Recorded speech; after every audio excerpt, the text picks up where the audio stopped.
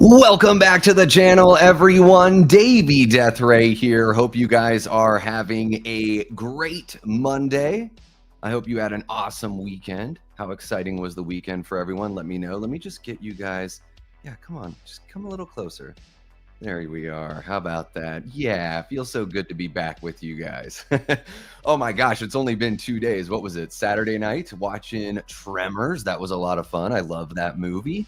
Celebrating the, 35th anniversary, about 7 months too late, but still celebrating it nonetheless. So that was great to do that with you guys. Really quick before we get going, we do have a whole bunch of fun stuff to get into.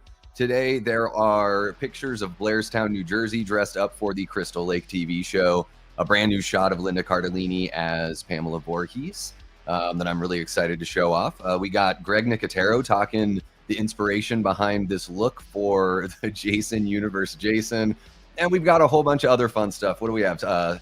Final Destination 7 was given the green light, so that's in pre-production. We got more news on this Jaws Goes to the Bahamas documentary that I want to talk about as well. Halloween Horror Nights 2025 has released some pictures of their merch that they're going to be selling, and a couple other things that I want to dive into with you guys. So really quick before we get going, make sure to hit that like button, subscribe to the channel if you haven't already. We just passed 1,600 subs here on the Davey Deathray channel, and it goes without saying, couldn't have done it without you guys. Every single one of you guys is absolutely not only integral in being a subscriber as well, hopefully you are subscribed, but also sharing the channel with people that you think would dig this kind of content. We have an awesome horror community here on YouTube, as I'm sure you guys all know. And for the last 2 years, I've been a part of that as a content creator, but I've been a part of this community for going on 11 years or so, starting to watch Drum Dums and Wolfman's Got Nards. And then back in like 2017, I got really into Dave McRae when he started covering maybe it was 2016, 2017, somewhere around then, when he started covering the 2018 Halloween news. And that just sort of pushed me over the edge where I was like, I've got to start a channel at some point. And I kept on letting the fear of failure keep me from doing it. But here we are 2 years in.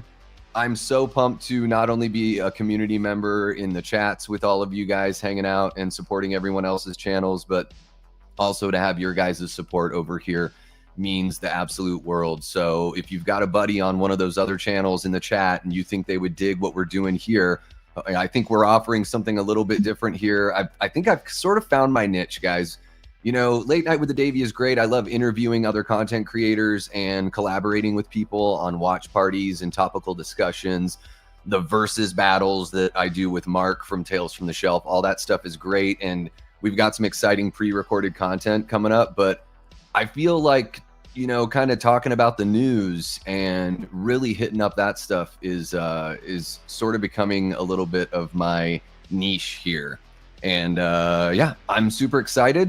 1,600, we're not going to celebrate it too much. We're just going to move on. And the next goal is to hit 2,000. I said it last stream. If I hit 2,000, if the channel hits 2,000 subscribers before Halloween, I will dress up as the alpha from 28 years later for Halloween.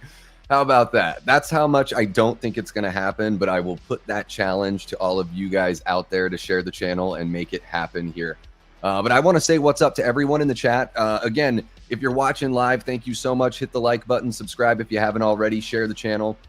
If you're watching after the fact, that might even be cooler, because a channel as small as mine, getting those replay views is huge for visibility and just the overall health of the channel. So if you're watching it after the fact, double thank you. Make sure to hit that like button, jump into the comments. Let me know your thoughts on any of the news items we cover, or anything, or even if you just want to introduce yourself and say what's up, you can jump into the comments. Let me know your thoughts. And holy cow, we have 28 people here hanging out with us. You guys are absolutely incredible. I see that YouTube is having issues again with the screen names, so I'm going to do my best with everyone.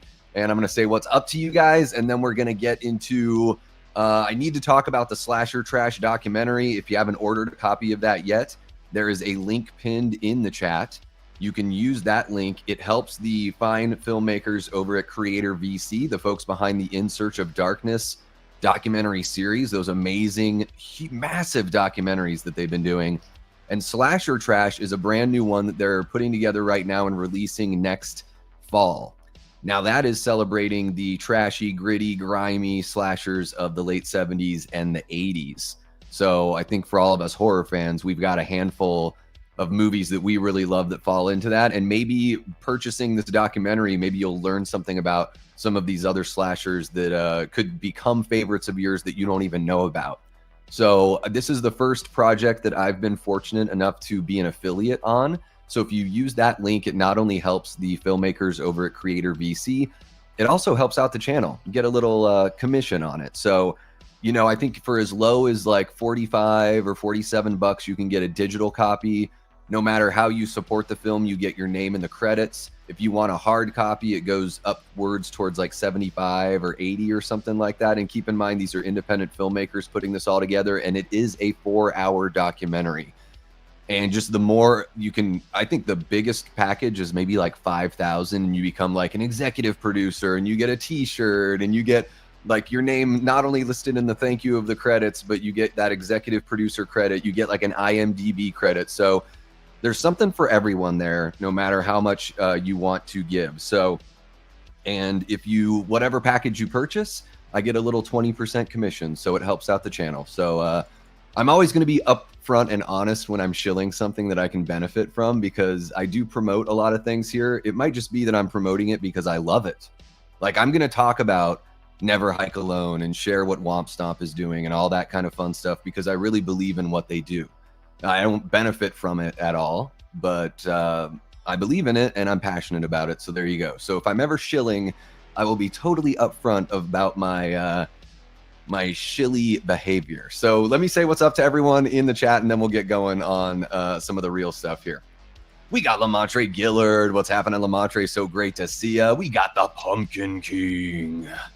Oh yeah, our newest channel member and one of our newer subscribers. And man, Pumpkin King was throwing it down on the super chat action the other night. It was amazing. I've seen him all over the place in the horror YouTube community. It's man, to show that level of support is so awesome. I know not everyone can do it. So for those of us who can, or for those of you who can, it does mean the world. So really appreciate you, Pumpkin King. We got Chester Franklin Jr. in the house. What's happening, Chester? One of our great channel members, Antonis Andriotis. What's happening, Antonis? You know, I am your main man, and I am your death ray. I'm doing well. I hope you're, not much is up, but I hope you're well. We got Ashton Luck in the house. What's happening, Ashton? So good to see you. Paula Fitzhenry. What's shaking, Paula? Chills and Thrills. Good old Brett, man. Mr. Brett from Good Real Hunting. Guys, if you're not subscribed over to Chills and Thrills, check him out. It's a strictly watch party channel. And the Texas Chainsaw Massacre watch party the other day was great on Saturday. Every Saturday, I think 8 p.m. Eastern, there's going to be a new watch party. And I believe it's going to be running themes, either in 4 movie blocks or 8 movie blocks, if I've got that correct, Brett. But if one of the mods can share the link to Chills and Thrills, that would be awesome. We got Gory Tiger in the house. What's happening, Gory? We got Saki Bomb Yum, says 81 days till Halloween. Oh my gosh, it's getting closer and closer. I got to get going on my pre-recorded material. I don't know how many of you were around last year, but I did a live series of how to make it better. And I tackled the David Gordon Green Halloween trilogy. All 3 films I really enjoy, but I do think there are some things that could have gone better for sure. And so I'm thinking of doing that as a pre-recorded series, and maybe doing it for any of the movies that I have, you know, where I'm like, gosh, this movie could have been a lot better. Even like Halloween 4. I think I'm thinking about doing a 5 reasons why Halloween 4 is like mid, and then following it up with like how I would make it better, that kind of thing. So yeah, Halloween is creeping up on us. I got to get on that material for sure. Who else do we have here? We got Gene Whitacombe in the chat. What's happening, Gene? I am doing well. I hope you're doing well also. I'm always late, always fashionably late. You know, it's good to you don't start until 5 to 10 minutes after showtime. That's just being a showman, right? You got to let that chat room fill up, let it start percolating. You guys get to catch up with each other, all that kind of fun stuff. We have our lovely moderator, Erica, in the house. What's happening, Erica? So good to see ya. Always great when Erica can jump on in. She mods over on Killjoy Jake's channel as well. I'm sure there's others also, but I always see her on Killjoy Jake. Absolutely doing a great job over there. I love Jake's channel. Highly recommend visiting his channel if you are not a subscriber already. Let's see, who else do we have in here? Jay Beach, what's happening, Jay? So great to see ya. I thought Strange Harvest was a little better, though. Ooh, yeah, I had a tough time with it. It wasn't... I put out a short. We'll talk about Strange Harvest. Sake Bomb Yum. And again, I'm sure that's not your real screen name. It's just YouTube's having a heck of a time lately. Just a heck of a time. Yeah, I say that probably every time, right? You know, I guess I am a bit of a character, aren't I? We got Antonis Andriotis, one of our great channel members. How are you doing, Antonis? Great to see ya. Yeah, I'm quite a character. Some of that is done purposefully. Some of it is just, how many ways can I say hello to people, you know? How many ways? Let me count the ways. What's happening, King Matthew III? How you doing? We got Adrian James in the chat. What's happening, Adrian? Oh, we got our Mama Mod, the OG Death Squad mod, and one of our channel members, the lovely Miss Jamie Hart. Welcome on in, Jamie. So good to see you. All right. Tyler Adams has entered the chat. What's happening, Tyler? So good to see you. I wonder how many people enter the chat and then leave because it takes me so long just to say hello. Brad Underwood is hanging. What's happening, Brad? How you feeling about your Eagles, bud? How are you feeling? I know it's preseason. I just like I don't even pay attention during the preseason. I can't get worked up. I get worked up enough when the actual season starts. The Oct jumping in with another 81 days until Halloween. Oh yeah. The real news is real horror. That's right. Maxwell King is in the house. What's happening, Max? Hope you are doing well. So good to see ya. Holy cow, Pumpkin King dropping down the 19.99, and all he wants to say is like and subscribe. That's all. Look at that. Thank you so much for the 19.99, Pumpkin King. You know what? I was looking up videos to add to the super chat thing. I'm wondering, is there something I can do? I'm like, can I just make up a song right now? I probably don't want to do that. I could do thank you for the super chat. Thank you for the super chat. Thank you for the super chat. Thank you for the super chat. There we go. There's a little thing for you, Pumpkin King. I guarantee you won't remember that. Maybe I'll cut that out and add that to the videos here. We got Our Life in Horror. I'm guessing that's Sam. Sam, I thought you were taking a break. Maybe just from shooting stuff, but hopping in and hanging out. All right. Couldn't stay away, could you? We have Destiny Faulkner, the lovely Dez, one of our great channel moderators. I don't know if everyone's I wish that you could just make a moderator a permanent channel member. That would be nice. That would be nice. Okay, here we go. Who else do we have? Eli Cortez, one of the pillars of the horror community here. A channel member and a Death Squad mod. Hope you're doing well, Mr. Cortez. So good to see you. We got Romy Douglas 82 says, "What's happening, Death Squad peeps?" Nothing much. We're just chilling. We're about to get into some fun news. Eli says, "Don't forget to slash that like button and sub to this amazing channel and consider becoming a member of the mighty Death Squad." Oh yeah, hit that like button. Come on, don't be stingy. It's free. It's free. You can even subscribe, and if you hate the channel, that's cool. You can unsubscribe later. I won't. No hard feelings. I won't take it personally. I'll just figure it's business, right? Actually, it is kind of personal, though, so don't unsubscribe if you've already subscribed. We got Daz in the chat. What's happening? Hey, all, does Davey always have H5 behind him? It is, you can't see it from here, Daz, but it is autographed. That's the photo I got signed by Danielle Harris at Mad Monster. So I'll probably have it up there for a while. She had like some sexy pictures and everything. I could have gotten one of those, but I was like, well, like, you know, I got to know her as an actress through Halloween 4 and 5. So had her sign that for me. I can look at the sexy stuff online anytime I want. So, you know, we got Fachi Cinema, Davey super overrated YouTube. What a sexy little biscuit. I'm overrated. Dang, I probably am. Yeah, that sounds right, Matt. Hope you're doing well, bud. And for some reason, I guess your name is just correct because that's what you go by. Because yeah, YouTube is having a heck of a time. Eli, thank you so much for sharing the links there. I haven't hooked up with you yet. It's true. I know. But we're hooking up as far as collaborating later this month, right? We're gonna do a little roundup of your Friday the 13th camp series. That'll be exciting. Get to talk about Sweet Revenge. Guys, it didn't even occur to me. Sweet Revenge is coming out on Wednesday. So I know I've got Sleepaway Camp planned as a watch party for Late Night with the Davy, but I think we are going. I don't think I can show Sweet Revenge, even though it's on YouTube, it's going to be copywritten. So I would advise that you guys check out Sweet Revenge beforehand, and we'll definitely have a little discussion about it. And I'll probably put together like a full review as well.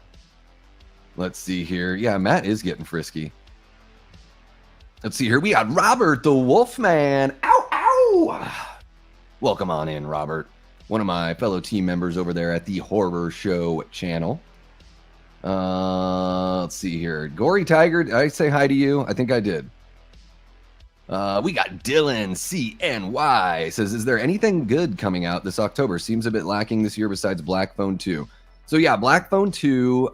There's also Shelby Oaks is coming out October 3rd. I think those are the only two that I know of for October, but we're getting a couple movies here. Witchboard, the Witchboard remake directed by Chuck Russell, who did Dream Warriors and The Blob 1988. That's coming out this weekend. And guys, I would say if you're a Scream fan, look out for a Scream teaser to be released with Shelby Oaks or the Black Phone 2. Probably the Black Phone 2, but I wouldn't be surprised if we get a Scream teaser in October, and then we get a full trailer in December.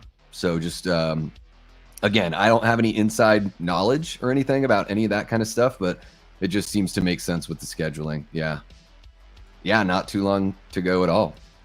Good old Percolator. Congrats on passing. Good Real Hunting. We're glad it's you. Oh my gosh. Guys, I just compete with myself. I don't compete with anyone else. I do appreciate the congrats, Brett. But it's definitely not a competition just to, just for me to be better than I am the last time and to, continue to push the channel and build that upward momentum. Yep. Signature greetings. I try. Davey, what movie are you gonna watch this weekend? I don't know what's out there. I'll probably go see Witchboard. Yeah, I'll probably check out that Witchboard remake, and then maybe another one. I have the AMC A list, so I go to see movies all the time. I already booked my tickets for Batman 89 and Batman Returns, 7 p.m. and then 10 p.m. at the AMC because they're playing it in the Dolby Cinema. So the two Tim Burton Batmans back to back. August 25th. I'm super pumped for that. Eli Cortez is sharing his 12-month member chat. He's been a member for 1 year, says, let's go. Best channel on YouTube. You are too sweet, Eli. You are too sweet. There are so many great channels out there. This channel isn't my favorite channel, but I do like it. I hit the like button and now my finger is sore. That'll happen. That will happen. What's happening, Herbert? So great to see ya. Really appreciate you jumping on in. How you doing, Frank? Thank you so much for stopping on by. Yeah, we're going to share. I don't know, Frank, if you shared it on the Slaughtered Lamb Movie Podcast Facebook group, but that's where I became aware of that Blairstown Facebook account. So I'm going to be showing some of the pictures that they posted of Blairstown, New Jersey being dressed up for Crystal Lake. So Frank's been kind of on the forefront of breaking some of this news because I would imagine you live very, very close to where they're shooting this, Frank. So really appreciate you getting the scoops for us so we can share with the masses there. Boom, we got Ryan Underwood hanging out with us. How you doing? Pistofferson. And you became a YouTube member. Thank you so much. Really appreciate it, Ryan. You are the man. Love that. Now, a brand new YouTube channel member, and then Eli celebrating 1 year. Hell yeah. Was disappointing meeting Danielle Harris. Was surprised she was as cold and standoffish as she was. I didn't really get that vibe. She was fine. She wasn't like, you know, I don't know. Sometimes you meet people and they're like amazingly bubbly. Other times they are a little more reserved. You know, you never know if someone's having a bad day for whatever reason, or if they have something going on like personally that's just like kind of not allowing them to really like drop the walls or whatever. You never know.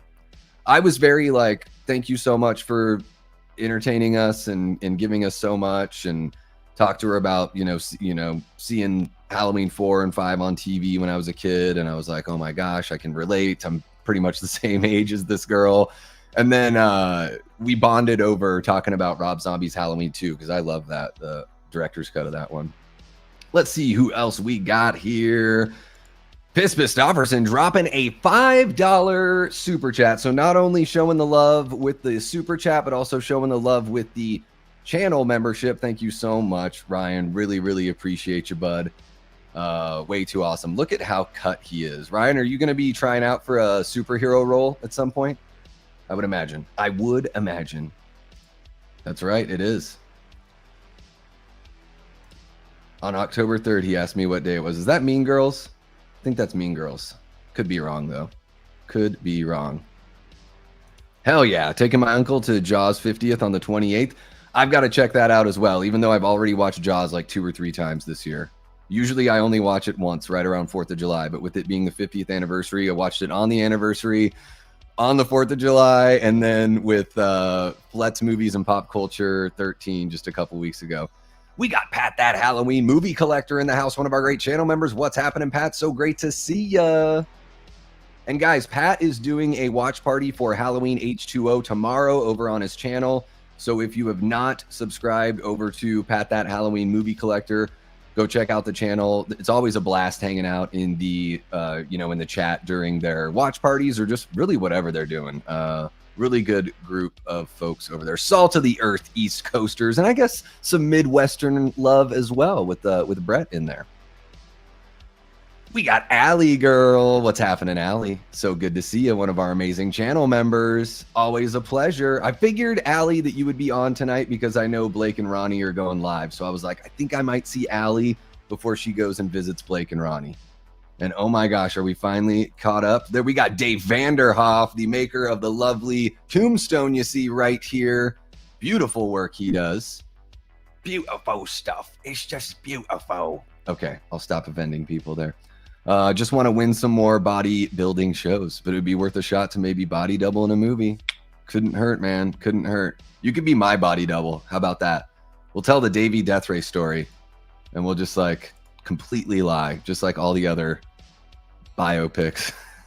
Okay, guys, officially caught up on the chat. You all are awesome. I hope everyone's hit the like button. Thank you so much for joining me. It's incredible to have 30 plus people here on a Monday night, hanging out with little old me.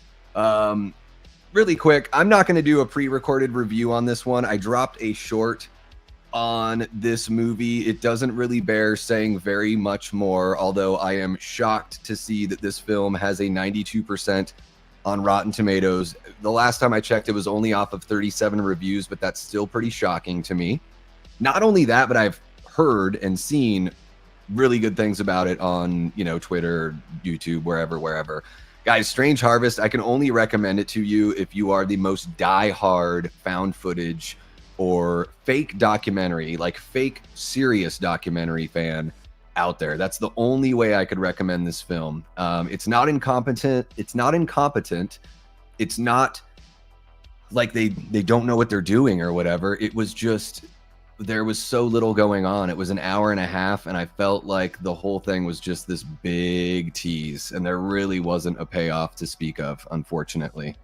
There's, pretty good acting for what it is. I don't even know what the budget is. I looked up the budget, couldn't find any information about that.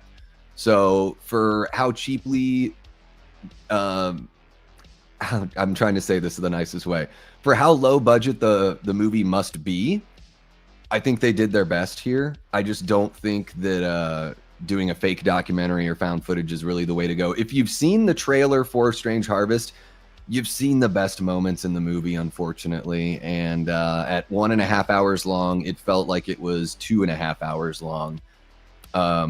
Yeah, I met a lady there to watch the movie, and she was like, "You owe me a better movie."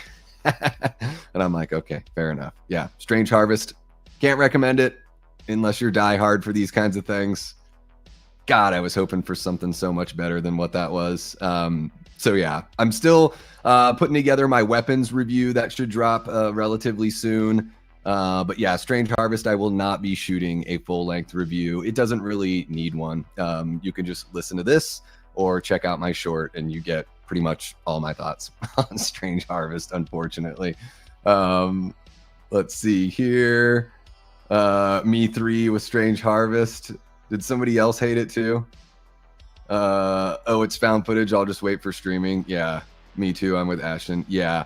And you know what? With streaming, you might even still end up turning it off. I thought it was going to go documentary, found footage, documentary, found footage. I thought it would bounce around, but really it's mostly documentary with little snippets of the found footage, just like, you know, like a few seconds here or there. It is such a friggin' tease of a movie, unfortunately. And I'm not even the biggest found footage guy. I would say easily movies like Hell House LLC is better. You know, even though I didn't really particularly love that movie either, but it's much better than what we got with Strange Harvest. Yeah, guys, so really quick, I wouldn't be doing my due diligence if I didn't talk about this again, and we're going to get into news right after this. Oh, I spoiled it. I spoiled the Linda Cardellini. Here's what we want to do. This is what we want to do. There we go. Now I'm a professional. Maybe. Wow.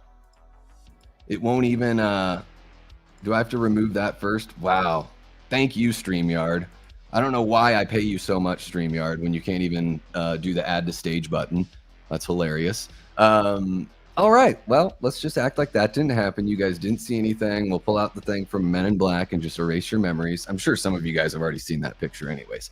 But guys, less than 2 days left to order the Slasher Trash documentary. So 2 days, 14 hours, 20 minutes, and 11 seconds remain. So I just wanted to share this with you guys.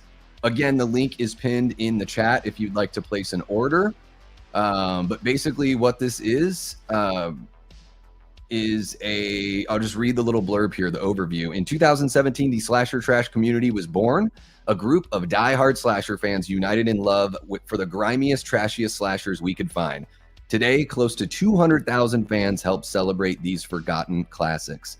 We invite you to join us as we take our passion for these forgotten masterpieces to the next level. Across 4+ blood-soaked hours, the Slasher Trash documentary will take you on a deep dive into the dark waters of obscure, low-budget slashers. So that's right, you can get a Blu-ray edition for $80 that comes with a poster, a certificate, your name in the credits, a digital copy. I think you get a digital copy of the soundtrack as well. Yes, you do. You even get this nifty little checklist so you can check off all the trashy slashers you've watched in your life. And again, 4+ hours of stories and insights. Your numbered Blu-ray comes with a slipcase, a 32-page booklet, and a reversible sleeve. And if $80 is too steep for you, I totally get it.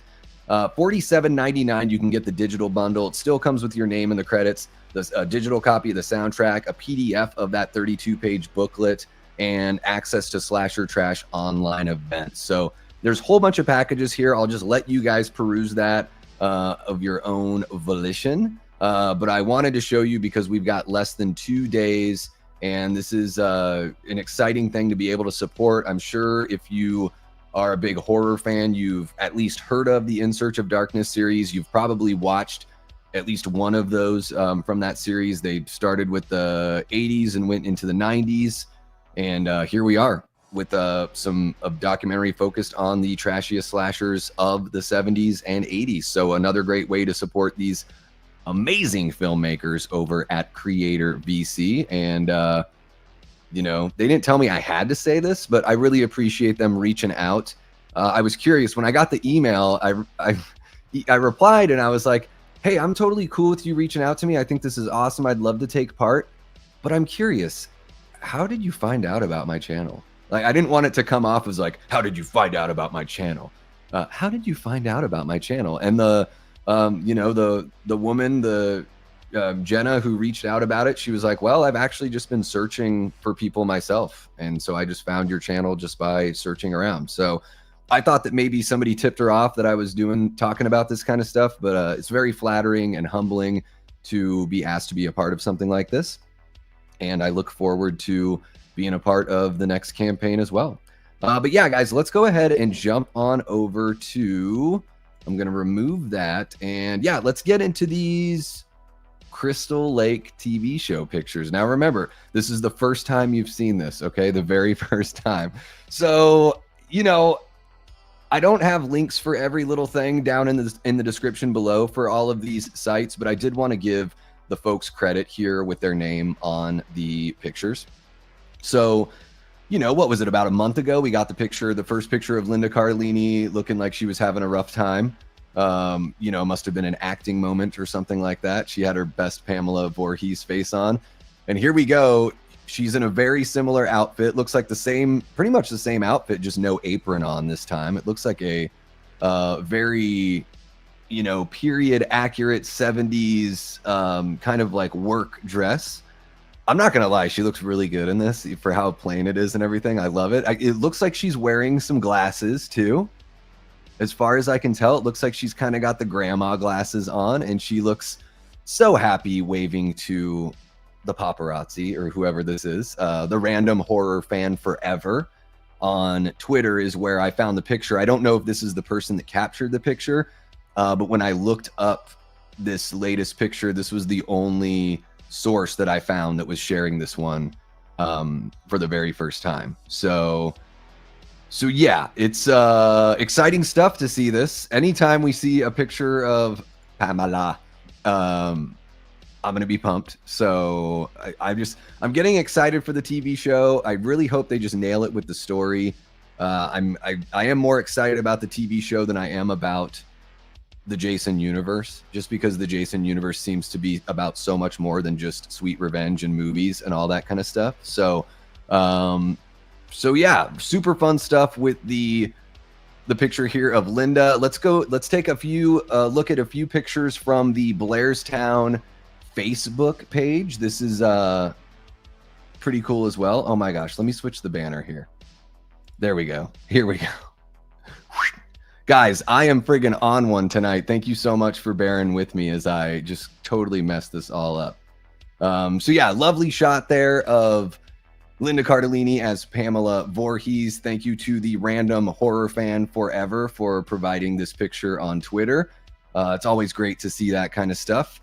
Hopefully, I don't know, let me know in the chat, guys, what you think of these pictures. If you're watching after the fact, let me know what you think. Let's go ahead and take a look at a few of these from the Blairstown Facebook page as well. So here we go. We've got a Crystal Lake Town Hall being set up. Very similar. The way that this sign looks is, you know, I know it's like kind of squared off on the bottom, but it's got those little curls up in the middle at the top that kind of have that look of the actual Camp Crystal Lake sign as well. So, you know, just one little example here of them sort of giving the town a facelift and making it look 70s new, which is pretty cool. And we've got, let's see here, we've got another shot, Matt's Photo and Camera, which is a portrait studio. So another little dressed up spot here. And yeah, guys, if you go to Facebook and you look up Blairstown, there's a couple other pictures. I didn't share every single one. StreamYard limits how many I can share. So I picked the ones that were just more like most interesting to me. So here we go. What else do we got? We've got the Hardung's little convenience store. So it's got a fountain drink, a Coca-Cola fountain. So you can go visit the Soda Jerk here. Another old school kind of 70s thing.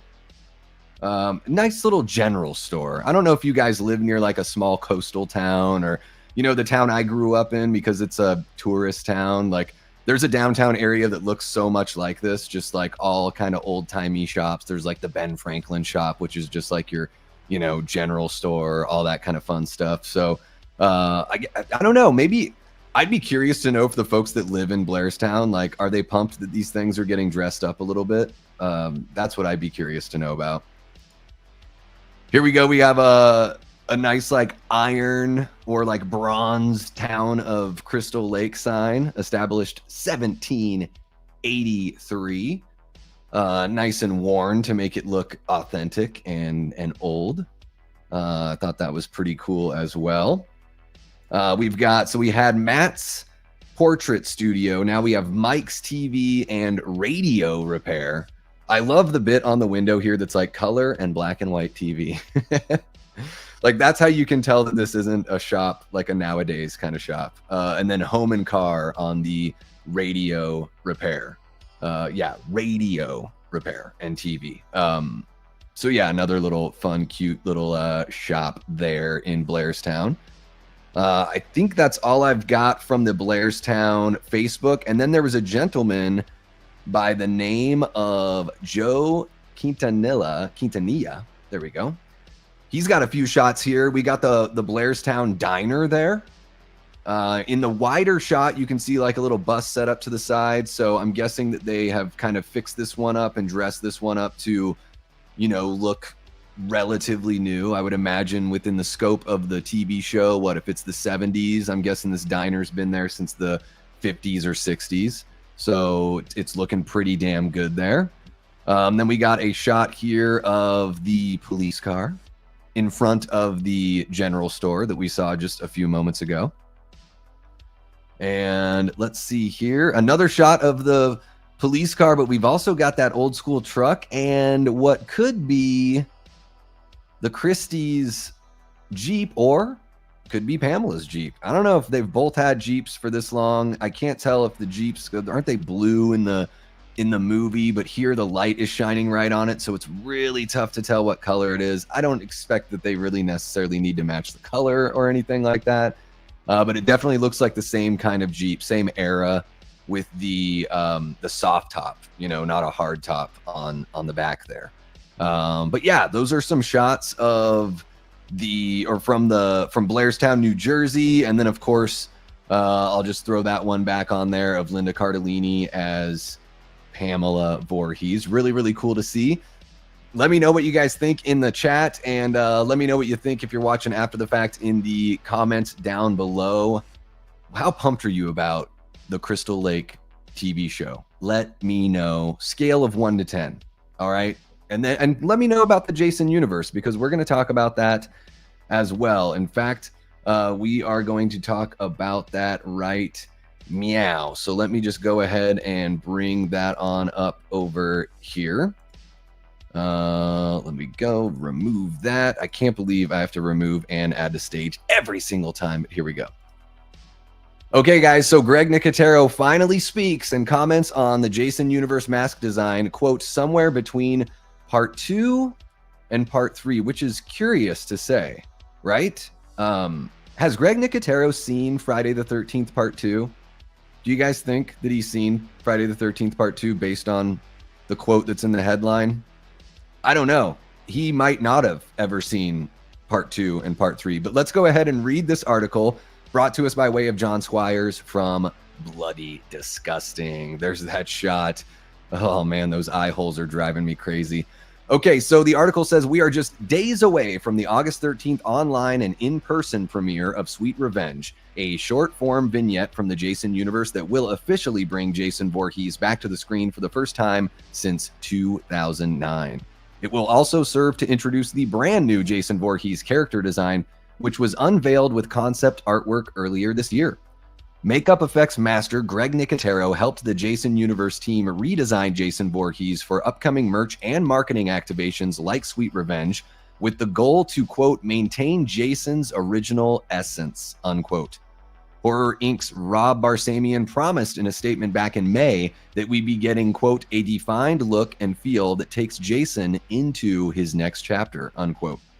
Speaking with comicbook.com, Greg Nicotero himself offered up some thoughts on the fresh new design at San Diego Comic-Con late last month. Nicotero explains, quote, they said, we want to reimagine him. And so we did this new mask, then we did a new Jason. They're like, he's not a zombie, so he's not going to be rotted. We landed somewhere between part 2 and part 3, Nicotero adds. Quote, it was a lot of fun. It's fun for me to revisit those, unquote. The article finishes up by saying it's interesting to note that Greg Nicotero has a history with the Friday the 13th franchise, with his K&B EFX team working on Jason Goes to Hell, the final Friday, back in the 1990s.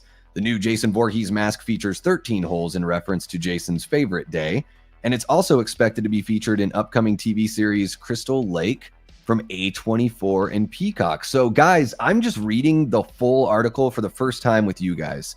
You know, I brought it up here and I read a couple snippets from the quotes, but that's interesting to me because as far as I know, this is the first time that this has been confirmed that the Jason universe will allow the A24 and Peacock people to use this design. I know some of you guys have asked that question in the chats and in the comments as to how much is going to be shared here between the two different groups of rights owners. And I guess this confirms that at some point we are going to get a look like this in the Crystal Lake TV show.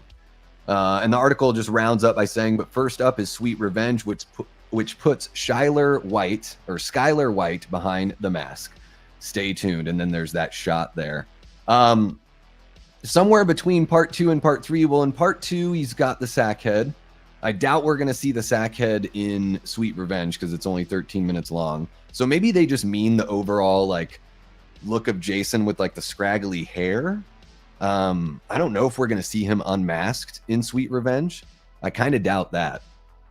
They might just be saving that for the Crystal Lake people. Let them show Jason unmasked, and then we're only going to get the masked version from the Jason universe people. But yeah, it's odd to say a look between part 2 and part 3. What makes more sense to me, this is just looking at this and trying to not think about Ghost Jason, because this look reminds me a lot of Never Hike Alone's Ghost Jason look. To me, it's more of like part 3 and the final chapter, right? Not so much part 2. I'm not really picking up the part 2 vibes here. But guys, let me know in the chat if you're watching live, if you're watching after the fact. Let me know down in the comments, what do you think of the photos from Blairstown, the shot of Linda Cardellini as Pamela Voorhees, and what do you think of what Greg Nicotero has to say about this look, this Jason universe look? So let me know, and make sure to hit that like button, subscribe if you haven't already, and share the channel with someone who you think would dig this kind of content, because we're going to keep on covering this horror news on the channel. And when anything new drops for Friday the 13th, any of the big, the big 3, or just anything that honestly I'm interested in, we're going to cover here, and you don't want to miss any bit of it. Okay, y'all, let's see what you guys got to say about this. I'm curious. I feel like I've missed so much, but I also feel like you guys are having a fun time just chatting with each other. I see, like, of course, Allie's in the chat, and I see a whole bunch of hockey talk. I'm like, oh, I love it. I love it. Let's see here. Some found footage I like. Blair Witch is a good one. Yeah, Blair, they're the OGs, so they get a pass for sure. So excited for the new Hell House. All right. Yeah, the first one that's a standard narrative. I think Nail Gun Massacre, I would imagine if it's a grimy movie that has the word massacre in the title, Daz, I would expect to see it for sure. Let's see what else we got. Allie should start a channel. Allie's got, if you don't follow her on Twitter, and I guess she does it a little bit on Instagram, but her voice, man, Allie's voice is very unintentional ASMR. Really, really nice Texas accent. Very, very sweet. Oh, let's see. Here we go. What do we got? Hockey starts. I like to spend 3 or 4 nights a week watching the games. Oh, yeah. Yeah, start a hockey channel. There it is. Jamie Hart says, where I live right now looks like that. Yeah, that old kind of look. Yeah, I dig it. I wonder how the people feel. They probably don't love having a whole bunch of people clogging up their streets or whatever, but who knows how busy those areas are, when people aren't there. That looks like the diner from part 5. It's showtime. There you go. Love a good diner. Yeah, nice old greasy spoon. Just give me some pancakes, some sausage, couple eggs, and like 15 cups of like terrible coffee, but it doesn't matter because I'll put a little sugar and cream in there and make it worth it. Cops do it by the book. Little Halloween 4 reference there, yeah. Let's see what else we got going. A lot of Dallas Stars talk. Stoked to see Linda doing her thing. Hell yeah. Yes, Big Papa Musk is very, very correct there. Mrs. Voorhees is hot. Welcome on into the chat, Big Papa Musk. Ashton says, I'm more excited for the show than I am for the Jason universe, but we're getting Jason back, so I can't be too picky, I guess. Yeah, and maybe Jason universe will end up like righting the ship, you know? Maybe they just had a rough start. Oh, yeah. Definitely need some of that water. Pat says, I was in Blairstown last Thursday at the diner, drove down Main Street while they were setting everything up. Hell yeah. And you didn't take pictures for us. Come on, Pat. Well, you're just going to have to go back. You're just going to go back this weekend. I want some exclusive pictures. I can't pay you anything, but I'm going to just shout out demands from my soapbox here. Milk that essence for all it's worth. Baby, I'm gonna butter your bread. Nicotero is great with effects and makeup, but based on the masks of his I've seen, he sucks in that department. Yeah, I'm right there with you. The Michael Myers mask from H2O. Whew, terrible, terrible. Sweet Revenge releases this Wednesday. That is correct. I see no part 2 vibes. Yeah. Yeah. Scraggly hair. I think do you think he means when he says part 2 and part 3, do you think he means the hockey mask, the second? Yeah, I'm trying to give him some grace on this, but I'm like, oh dude, I don't know if you've seen Friday the 13th part 2, or if you have, it's been a really long time, Greg. You shouldn't be saying stuff like, first off, if they hire you to design Jason, just rewatch all the movies. Yeah, exactly. Part 2 doesn't even it's ridiculous. Fight the Good Fight jumping on in saying, hey Davey, hope you're doing well. I'm going to my local Regal cinema next Monday to watch TCM on the big screen. Can't wait. Yeah, I saw that that's coming back out. I might have to take a look for that as well. I am jealous. Linda looks too hot. She looks really good. She does. You know, it's one of those, she's 50? You know, when you're a performer, I guess like for some people, you know, there are people that just want to stay in shape or like, you know, stay toned or whatever it is, you know. But man, I guess when you're an actor, it's like, it is kind of part of the job to just, you know, you want to be able to perform and play as many roles as you can for as long as you can. So it just benefits these people to, you know, just extra take care of themselves, almost like an athlete, I feel like, with actors. Of course, not every actor like adheres to that. And there's, you know, certain roles like need people with different kinds of body types for sure. But yeah, man, Linda looks really, really good. Yeah. Hottie Pamela Voorhees. Yep, Chester, I know. That's why I'm bringing it up. I'm like, what the hell, man? Yeah, Allie, you are super friggin' cute. Allie is I'm not even gonna say it. Should I say it? Hot mom. That's the PG-13 version of it. There we go. Dad says, surprising that Linda Cardellini is only a few years younger than Betsy Palmer was in the OG. Yeah, I think Betsy was like 53 or 54. But again, people used to age differently.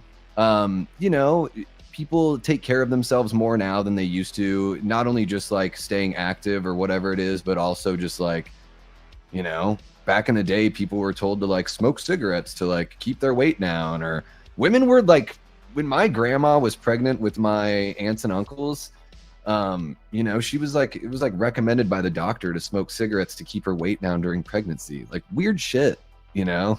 So, and those things, they have other effects. Yeah.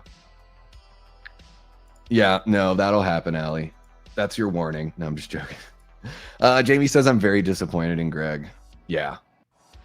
You know, it's just a paycheck, I guess, for him. Jason was wearing the same boxer shorts in part 2. Yeah, it's the stuff we can't see that's the part 2 inspiration. Jay Beach says, Davey, I like the BTS picks because it means the show is no longer in development limbo. We will get this show even if it's only one season. Yeah, they officially started shooting. So, Jay, they already started shooting at the camp location about a month ago, right? Or was it? It was late June, I think. I think it was like June 21st or 22nd when they started filming at the camp location. So right now they're getting stuff set up for the rest of the shoot. So we are, not only is it not in development lingo, like they have already gone to camera. So this is, it's just really cool to see the extra, you know, like we've seen the car before, the police car that they were showing, like we've seen pictures of it that Frank shared when he went to the location and got some pictures of that, and even the motorcycle. There's a police motorcycle as well. So yeah, not only not in development limbo, but it is actively shooting. So there's some good news here. Yeah, exactly. Allie, there you go. Beautiful as well. Yeah. Don't be fishing. I'm just joking. What is insane, Destiny? I'm curious. Whoa, just Greg saying that it's part 2 and part 3? Or that Linda Cardellini is 50 years old. That might be it. That might be it. Oh, I love seeing you guys being sweet to each other. Okay, you guys want to jump on over to the next little piece of news? What do we have here? Ooh, here we go. I'm going to have a sip of water before we get going on this one, folks. Just so everyone knows, it's been hot and humid here lately. It is 1:08 right now at 7 p.m. I guess that's not so bad. It could be a hell of a lot worse. All right, folks. So Final Destination Bloodlines came out just earlier this year in the spring, and it did very well. A lot of people really dug that one. I liked it quite a bit. I actually was pretty surprised on how it sort of tied everything together and made sense of the previous 5 films in the franchise, and it had a great send-off for Tony Todd. So no surprise here that we're seeing this article from Bloody Disgusting that says 7th Final Destination movie in development at New Line. And this one comes to us by way of John Squires. New Line is having a really good year, guys. Bloodlines, and then with Weapons just killing it. 70 million at the box office for Weapons. So New Line is back, man. They're having a heck of a year, heck of a 2025. And this article starts off with, fresh off the box office success of Final Destination Bloodlines, which became the highest grossing installment in the franchise's history with $285 million worldwide, The Hollywood Reporter breaks the news tonight that a 7th Final Destination movie is in development. THR reports, quote, New Line is moving forward with a follow-up to its horror hit Final Destination Bloodlines, hiring that movie's co-writer, Laurie Evans Taylor, to pen the next installment, unquote. Craig Perry, Sheila Hanahan Taylor, John Watts, Diane McGonigal, and Toby Emmerich will produce the saga's next installment with Warren Zide on board to executive produce. Bloodlines was the 6th installment in the hit franchise and the first in 14 years. Each film centers on death hunting down young friends who survive a mass casualty event. So yeah, it goes on to just give us a little bit of information on the creation. Jeffrey Reddick is the creator with the very first installment, bringing death to life on the big screen back in the year 2000, a full 25 years ago. So here we've got a cool little, the Dolby. I'm going to open up this image and share it with you guys here. The Dolby Cinema poster for Final Destination Bloodlines. So yeah, May 16th is when that one debuted. So here we are just, gosh, not even 3 months later, and they've already greenlit the next movie or started pre-production on the next film in the franchise. And I'm curious to know from you guys that are watching live, so let me know in the chat, or if you're watching after the fact, jump into the comments and let me know.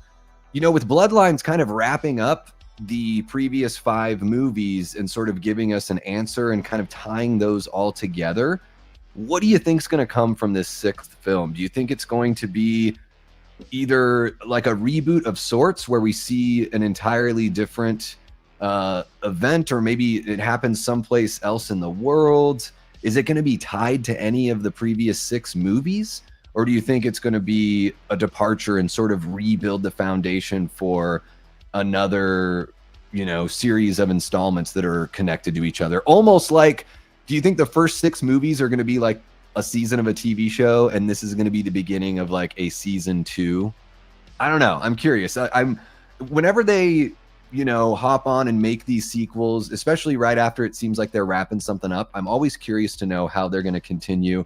And I want to know what you guys think in the live chat and, of course, in the comments section down below. And yeah, make sure you hit that like button, subscribe to the channel if you haven't already. Share the channel with someone who you think will dig this kind of content, because the community is growing and we're going to be covering all of this horror, TV, and movie news for the foreseeable future, and you don't want to miss any little bit of it. Okay, I'm going to jump on over to the chat, see what you guys are saying here about Final Destination 7. G7. This is I got this at H45. It's just a Michael Myers H45 cup. So yeah, the night he came home, all that fun stuff. It holds so much water, and this water had ice in it, but oh my God, it's sweltering here in Phoenix. Oh yeah, there it is. Oh, the temperature. Yes, fucking Arizona. It's probably not even that bad in Texas, although I guess it's probably pretty bad there. 99 in Oregon, and it's probably humid as F. Oof. Especially if you're near the coast. Please no MRI machines. Well, yeah, they probably won't dip into that one again, right? Hope the 7th Final Destination is the cruise ship idea. Okay. So that sounds like, Brett, you're thinking it's going to be the beginning of a whole new kind of series, right? So it's essentially going to be kind of a reboot, and maybe we get a series of movies where the subsequent characters are connected to this cruise ship. I know I'm putting words in your mouth, but there you go. A cruise or a concert. Yeah, take a little Smile 2 action, throw it into the Final Destination series.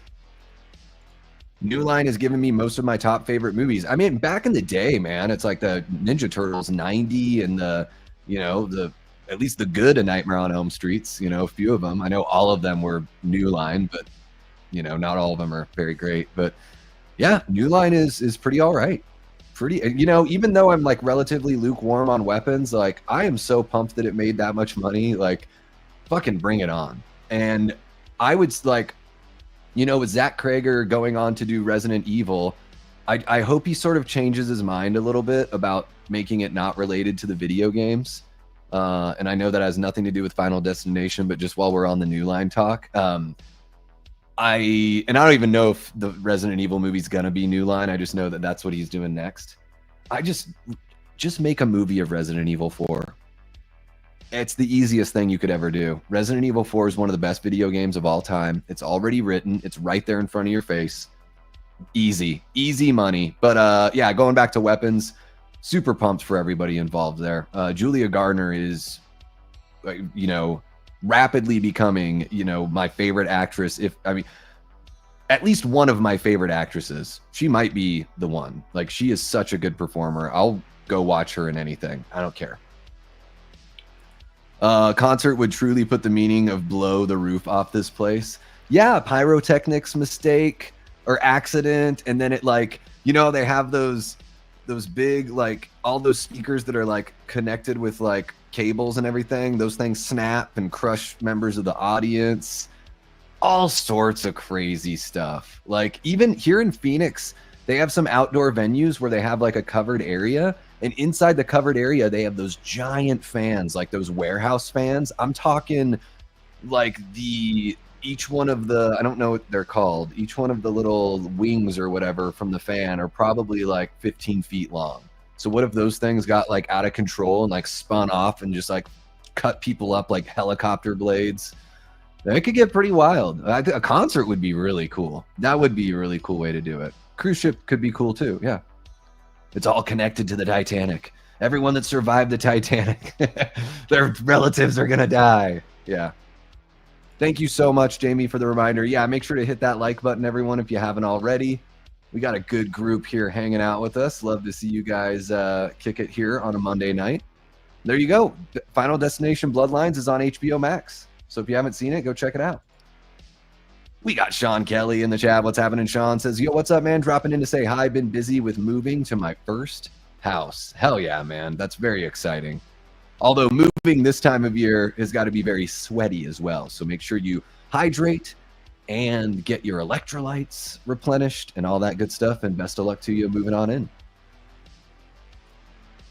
Let's see here. I think Kimberly will come back. Which one's Kimberly? She was already name dropped. Oh. AJ Cook been doing promo for Final Destination on the HBO Max accounts. Is that your boy?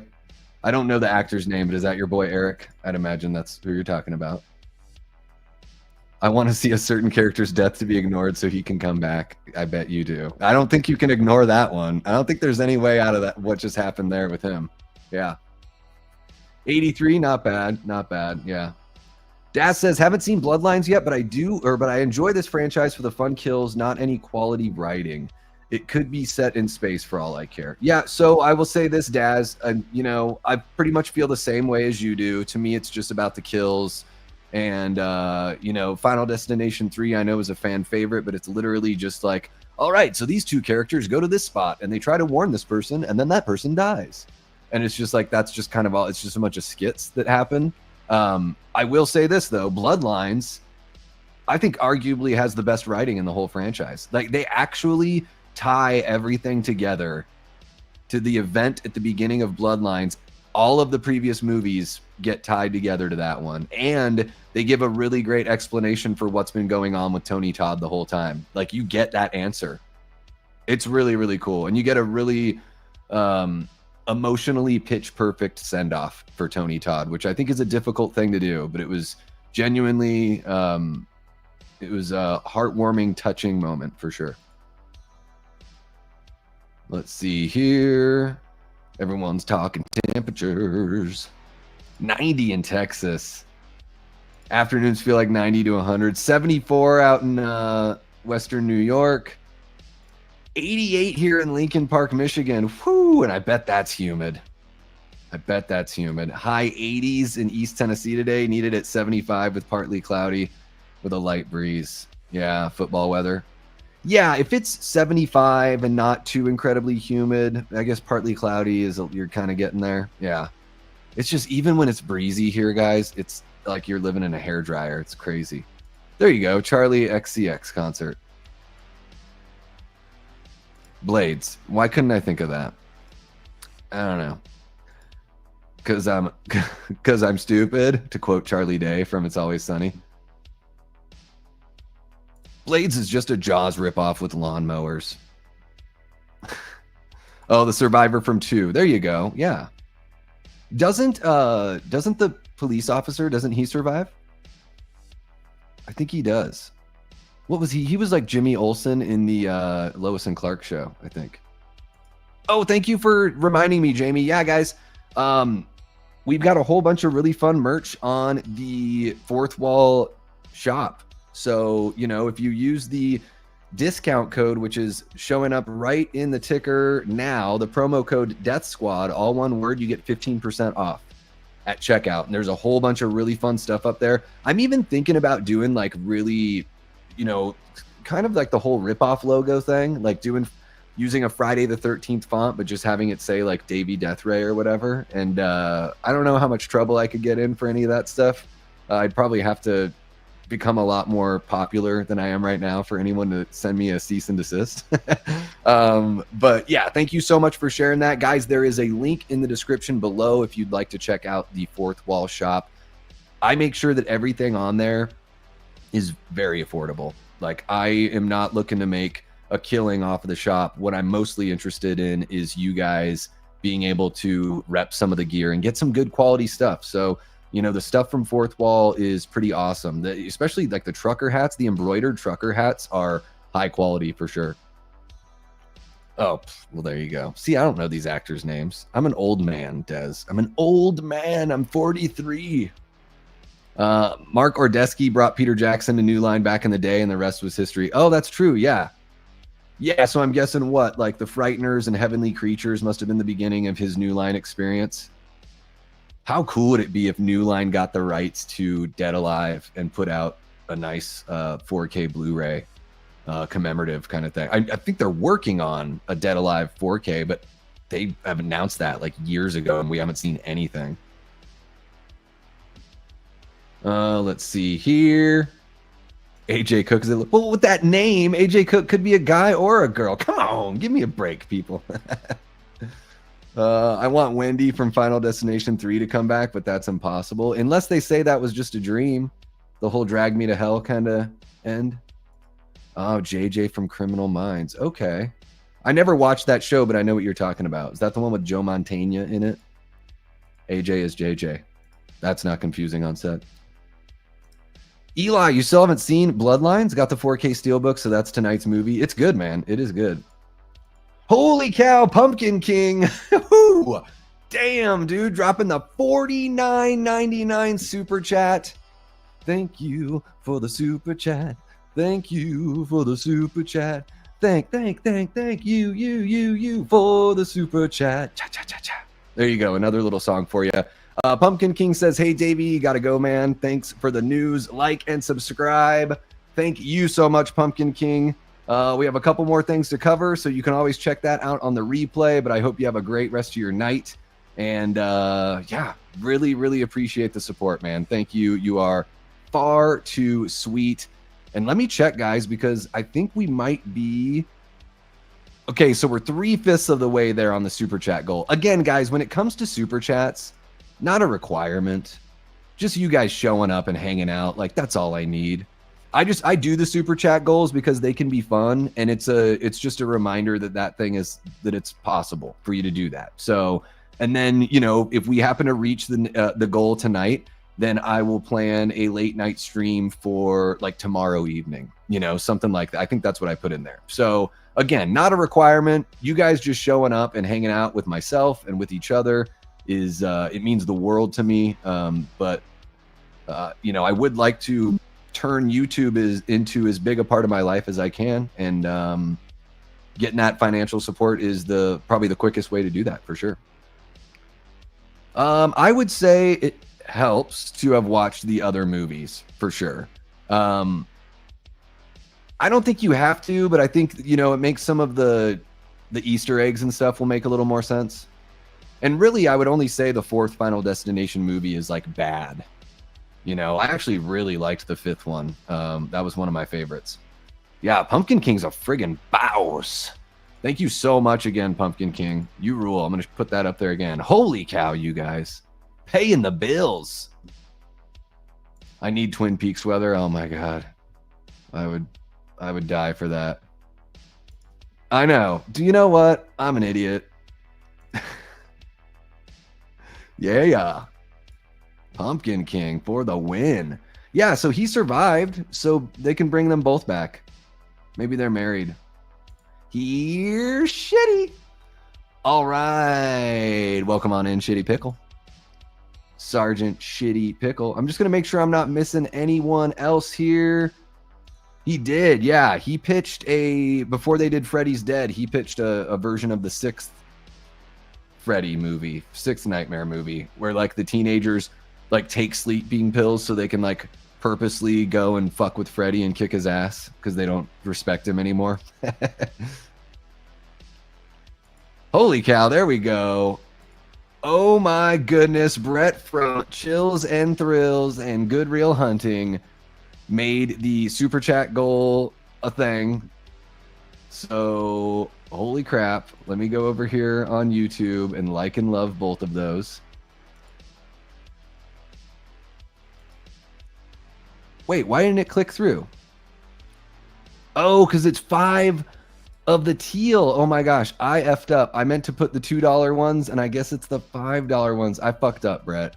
I'll count it. I'll count it. No need for any other. I'll consider the goal reached, everybody. The goal is reached, everyone. No one else needs to send in anything unless they really want to, but you guys will get a bonus late night stream tomorrow, but it's going to be a true late night. It's going to be a true late night. Like, I'm talking 9 p.m. Pacific time, late night. Okay, guys, let's go ahead and jump on over to the, thank you so much for sharing that. Yeah, you guys can click on that link in the chat. There you are. No worries, Brett, man. Let's go ahead and jump on over to the next little news story here. This one will be a quick one, I think. Let me have a sip of water before we jump on in.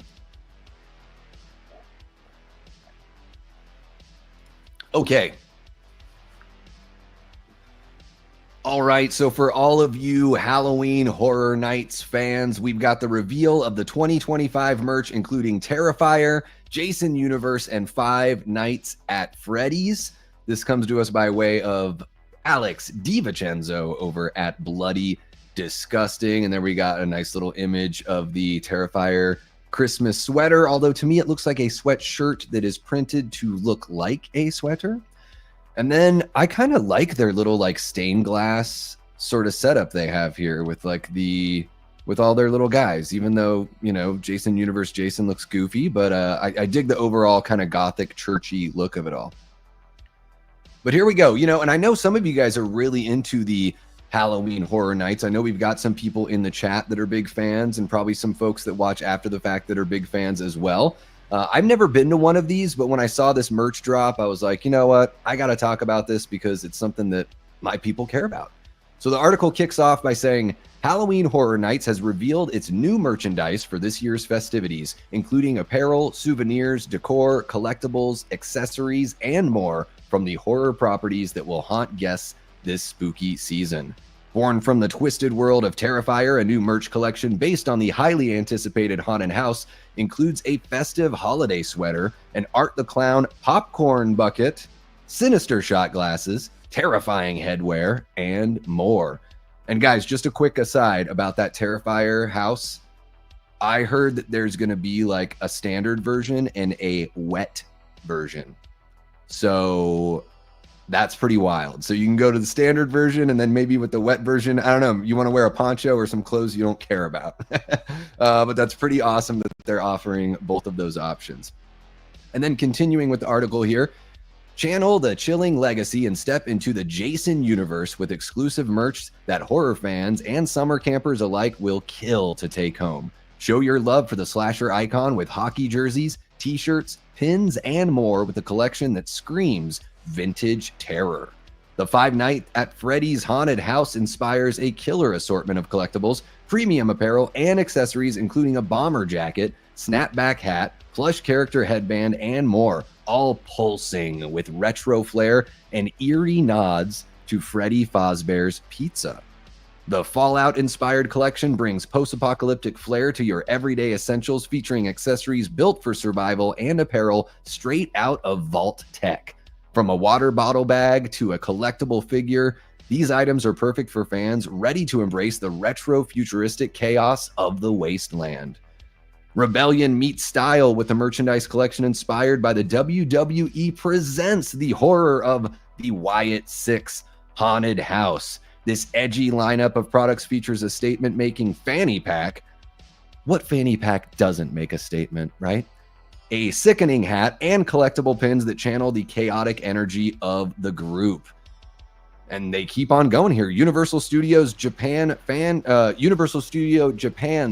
favorite original character, Hamikuma, will expand internationally via new merchandise, including a popcorn bucket featuring adorably creepy phrases, plush headwear, and much more.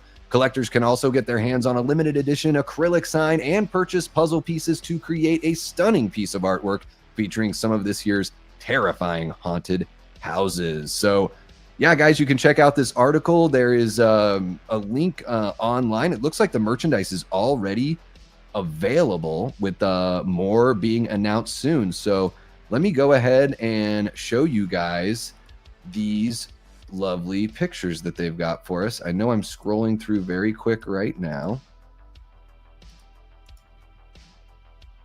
but let's take a look at everything that they've got for us. Boom. So we've got our Terrifier merch here. So yeah, it looks like you got a little backpack. The shot glasses look to be pretty fun. Oh, the headband is pretty cute. That is a pretty cute headband there. The popcorn bucket, is that the same one that they did for when the movie came out? I believe that's the same one. And then yeah, you got your t-shirt and everything and a little poster board. So yeah, plenty of fun Terrifier stuff. With the Jason merch here, you probably have to zoom in to see everything. I mean, obviously you can see the hockey jersey there. I do see that enamel pin, and it looks like there's a flask up there as well. A little Jason keychain. And then I don't know if that sign is for sale. The sign is like the coolest looking thing probably out of all of these bits, but I still don't like the eye holes. I'm just not. It's gonna take a while for me to get used to these eye holes on the Jason stuff for sure. And then let's check out. I don't know how many of you guys like Five Nights at Freddy's, but here we go. We got some merch for that as well. The newer movie looks to be a little more like adult, you know, a little more horror driven. You know what I really like here in the middle left is the red pizza parlor plastic cup. Everyone, if you had a local pizza joint, you know, you grew up in the 80s or the 90s, everyone knows those red plastic cups. There's just something straight nostalgia bait right there for somebody like me. But it looks like they've got a good healthy line of merch here set up for every product they've got. Now here we've got the what the heck is this? The Fallout stuff. Is that what this is for Vault Tech? Yeah, Fallout. I'm so bad when it comes to like modern video games. I don't play every single modern game, but yeah, we've got the water bottle holder is pretty cool. I could see somebody sporting that and wearing that, you know, at a concert or to a con. See, when I see stuff like this, I'm like, doesn't that make the Jason... Let's go back to the Jason Universe stuff really quick. Doesn't it make the Jason Universe stuff look pretty lackluster? Hopefully they're going to... When they say that more stuff is going to drop soon on the merchandise page, hopefully we get some more Jason stuff. And then here we've got some WWE merch. I hardly know anything about wrestling, so I'm not going to pretend that I know what any of this is, but I would imagine if you're a big fan, then you'd be into this. There's your statement making fanny pack. But again, I would say that any fanny pack, you are making a statement when you wear a fanny pack. That is true. And then this must be the Hamikuma. Is that what it was? Yeah, Hamikuma doll. Creepy dolls from Japan. Heck yeah. I don't know what else to say about those, but those are pretty freaky deaky. I'm struggling to see the appeal here, but you know, it doesn't have to make sense to me. And then here is that that like collector board that they're talking about, where you can buy that, you know, kind of stained glass thing that they were showing off there. So yeah, pretty cool stuff here. And then I do want to show, because they mentioned the Terrifier, you know, Christmas sweater, but they don't really show it with the Terrifier stuff. So there's a better shot of the Terrifier sweater alongside the stained glass design there as well, so you guys can get a look at that. And then yeah, if you guys go to shop.universalorlando.com, you can check out the shop here. So it looks like they've just got the Jurassic World stuff set up. Let me see if I can find the Halloween stuff. Where would that be? Shop by brands, maybe? Halloween Horror Nights. Okay, let's check it out, guys. So it looks like they do have some... Yeah, there we go. We got a Jason Universe mug and t-shirt. Drawstring bag for Terrifier. So they do have some other stuff here that they weren't showing yet. So, and it sounds like some more stuff is going to be released. So if this is your kind of thing, you're going to want to go visit the shop, the Universal Studio shop. And what I'll do is on the clipped out part of this video, I will drop that link in the description. So if you're watching this after the fact on the news clips version, then you can just find the link in the description below. But let me hop on back over. Let's see. I'm going to go back over here, and there we go. Yeah, guys, I don't know. Let me know in the live chat what you think about all of this Halloween Horror Nights merchandise. If you're watching after the fact, jump on into the comments. Are you going to go visit these haunted houses in Florida or in California? And yeah, give me the skinny on what you're excited about the most. And don't forget to like, subscribe, share the channel with someone who you think would dig this kind of content. And yeah, make sure to come on back, because we're just going to keep on covering horror, movie, and TV news and stuff like this as well. So you're not going to want to miss any little bit of it. Okay, holy cow, we have like 80 chats. I know that one was a long one. That one was a long one. Oh my gosh, we're still talking about Final Destination Bloodlines. You guys are adorable. You girls with your Eric. Why can't I be like Eric? Why can't everybody care about me? No, I'm just joking. That doesn't really count. You need 2 more super. Well, I was just going to count it for me. You know, I know that I can't convince YouTube to make it seem like it counts. Wet. Yeah, are you going to do Terrifier dry or Terrifier wet? Why don't it count, Chester? Yeah. No, I'm just, yeah, we're all having fun here. Chester's holding you to it, Brad. He is holding you to it. I'm not going to hold you to it, but no, you're all good. You guys are all good. Thank you so much, Erica. Really appreciate you with the $2 super chat to support the cause and spread the horror love. Right back at you, Miss Thang. The headband. Is that what you want, Des? You want the cutesy Art the Clown headband? Yeah, it's for the teal one, so I think it's $5 or more. But we reached it. We reached it. Holy cow, what happened? What happened? I must have missed that. Big Papa Musk dropping a $4.99. How would you rank the Terrifier movies in order from 1 to 3? I would rank them 3, 2, 1 is how I would rank the Terrifier films. 2, if it were shorter, I might give 2 the edge over 3. Over 3, excuse me. I need some water. But I thought 3 was like pretty, well, for Terrifier, lighthearted and fun. So I think 3 gets the edge for me. Plus, that opening scene is awesome. Like, I think the opening scene of Terrifier 3 is probably like one of the better parts of the entire franchise. And Tyler Adams drops one. Chester says it doesn't count. I'm doing my part. Rules are rules, baby. I wanted to jump in and give you guys some likes and some love on the super chats on the YouTube side. But yes, I will showcase them here in the chat as well. I wasn't even really thinking about it. What I should have done is $2 instead of doing, I think I did 5 5s instead. I was just setting it up at the very end. Also, like the Terrifier bag. Yeah. Well, and then they have the drawstring bag on the actual shop. But yeah, that backpack, pretty killer. Pretty killer looking. Let's see here. I did say that. Yes, I did. Okay, I'm jumping down below. Sorry, guys. I'm just trying to look for... There we go. Chester says it doesn't count. I'm doing my part. Rules are rules, Davey. Thank you so much, Tyler, for the $5 super chat. So, guys, we reached the goal.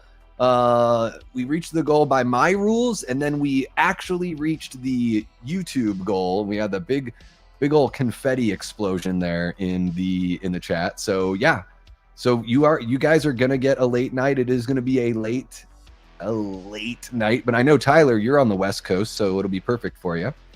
And then there we go with Big Papa Musk, and I already answered that one, so there we go. Just want to show that off. 3, 2, 1 is how I would rank them. I think the first Terrifier has some really good tension. It just doesn't have like a story, you know. And I think that's what I do want, some sort of story when I watch any kind of slasher or splatter film or anything like that. Let's see here. Just going to say Fanny means something else here, and it's pretty funny you keep saying it, Davey. Yes. No, I know that. I didn't know you were across the pond, Daz, but yes, I know that we're the only ones in the English. I think we're the only country in the English-speaking language where Fanny means butt. Like when I was in grade school, teachers would say things like, move your little fanny and stuff like that. Erica throwing down the thank yous. Really appreciate you, Erica. There we go. And we reached Chester. It gets Chester's approval. There it is. I love it when you call me Big Papa. Big Papa Musk. Okay, let's see what else we got going on here. Not a Terrifier fan, but that is a nice sweater. Got to hit the bed. Have a great night, everyone. Thank you so much for chilling with us, Brett. And yeah, Saturday over on Chills and Thrills. If you guys haven't subscribed over there, you're going to want to go and subscribe. They're doing a Hills Have Eyes. I believe it's the remake watch party, 8 p.m. Eastern this Saturday. Terrifier 2 is Allie's favorite. She was disappointed at the end of 3. Yeah, you know, Art is sort of becomes like not the main villain at 3. I actually thought that was pretty interesting. It makes me very curious as to what's going to happen with his character in the 4th film. And I did watch, you know, Damien Leone was on Inside of You with Michael Rosenbaum, and he said, he was like, I'm never going to say never, but like, this is the end of Terrifier, like for now. Like he wants to do other things. So it seems like Terrifier 4 will put a cap on it for the time being, and maybe he returns to the franchise. I don't know. I wouldn't be surprised if Damien just wants to, you know, let it cool off for a few years and bring it back, write the movies, not have to worry about directing them. Although, you know, maybe he wants that control. I don't know. Yeah, the confetti's friggin' great. It's very exciting. I would go, like, if I had the extra money to spend, I would be like, F it, I'll give it a shot and check out some of this crazy stuff, especially if I was able to kick it. Like, I know Cecil's going out there at some point from the Horror Show channel. Des, I don't know. Do you guys go out to the Hollywood? Do you go to California, or do you guys go to Orlando? I mean, I guess it makes sense to just go to California for the Halloween Horror Nights, but it would be cool to kick it with you guys and all that, but I just don't have the extra scratch.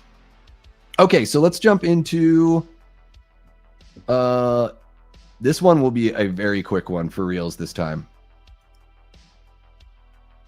Okay, guys, so if you live near an Alamo Draft House, this is very exciting news for you, because all 7 A Nightmare on Elm Street 4K restorations are going to debut at the Alamo Draft House Cinemas starting this month. This article comes to us by way of Alex DiVincenzo of Bloody Disgusting. We got that great shot of Freddy, the entity Freddy from Wes Craven's New Nightmare. And the article, it's very simple here. Before the Nightmare on Elm Street 4K Ultra HD set hits shelves on September 30th, the new 4K restorations of all 7 films will exclusively debut at Alamo Draft House Cinemas.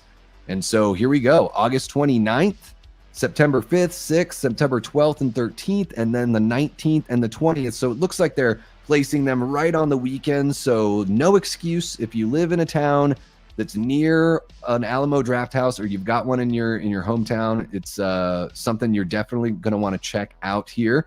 And looks like Alamo Draft House has locations in California, Colorado, Florida, Illinois, Indiana, Massachusetts, Minnesota, Missouri, Nebraska, New York, North Carolina, Texas, Virginia, and Washington, D.C. Yep, that's right. There's not one in Arizona. I can't believe that we don't have one in the Phoenix area. We are like the 6th largest city in the country. Kind of wild that there isn't one out here. I would love to check out some of these. Like, if I had one nearby, I would at least see the 1st, the 3rd, the 4th, and New Nightmare. Yeah, I would go and see those 4 movies at least. Maybe Freddy's Revenge if I was able to make that one. I used to really love Freddy's Revenge, and I'm sort of cooled off on it by now. But yeah, this is really exciting news for you folks that have an Alamo Draft House near you. So if you're hanging out in the chat and you've got one nearby, let me know if you're going to check any of these out. Let me know if you got the box set. And this goes for you folks watching after the fact as well. Jump on into the comments.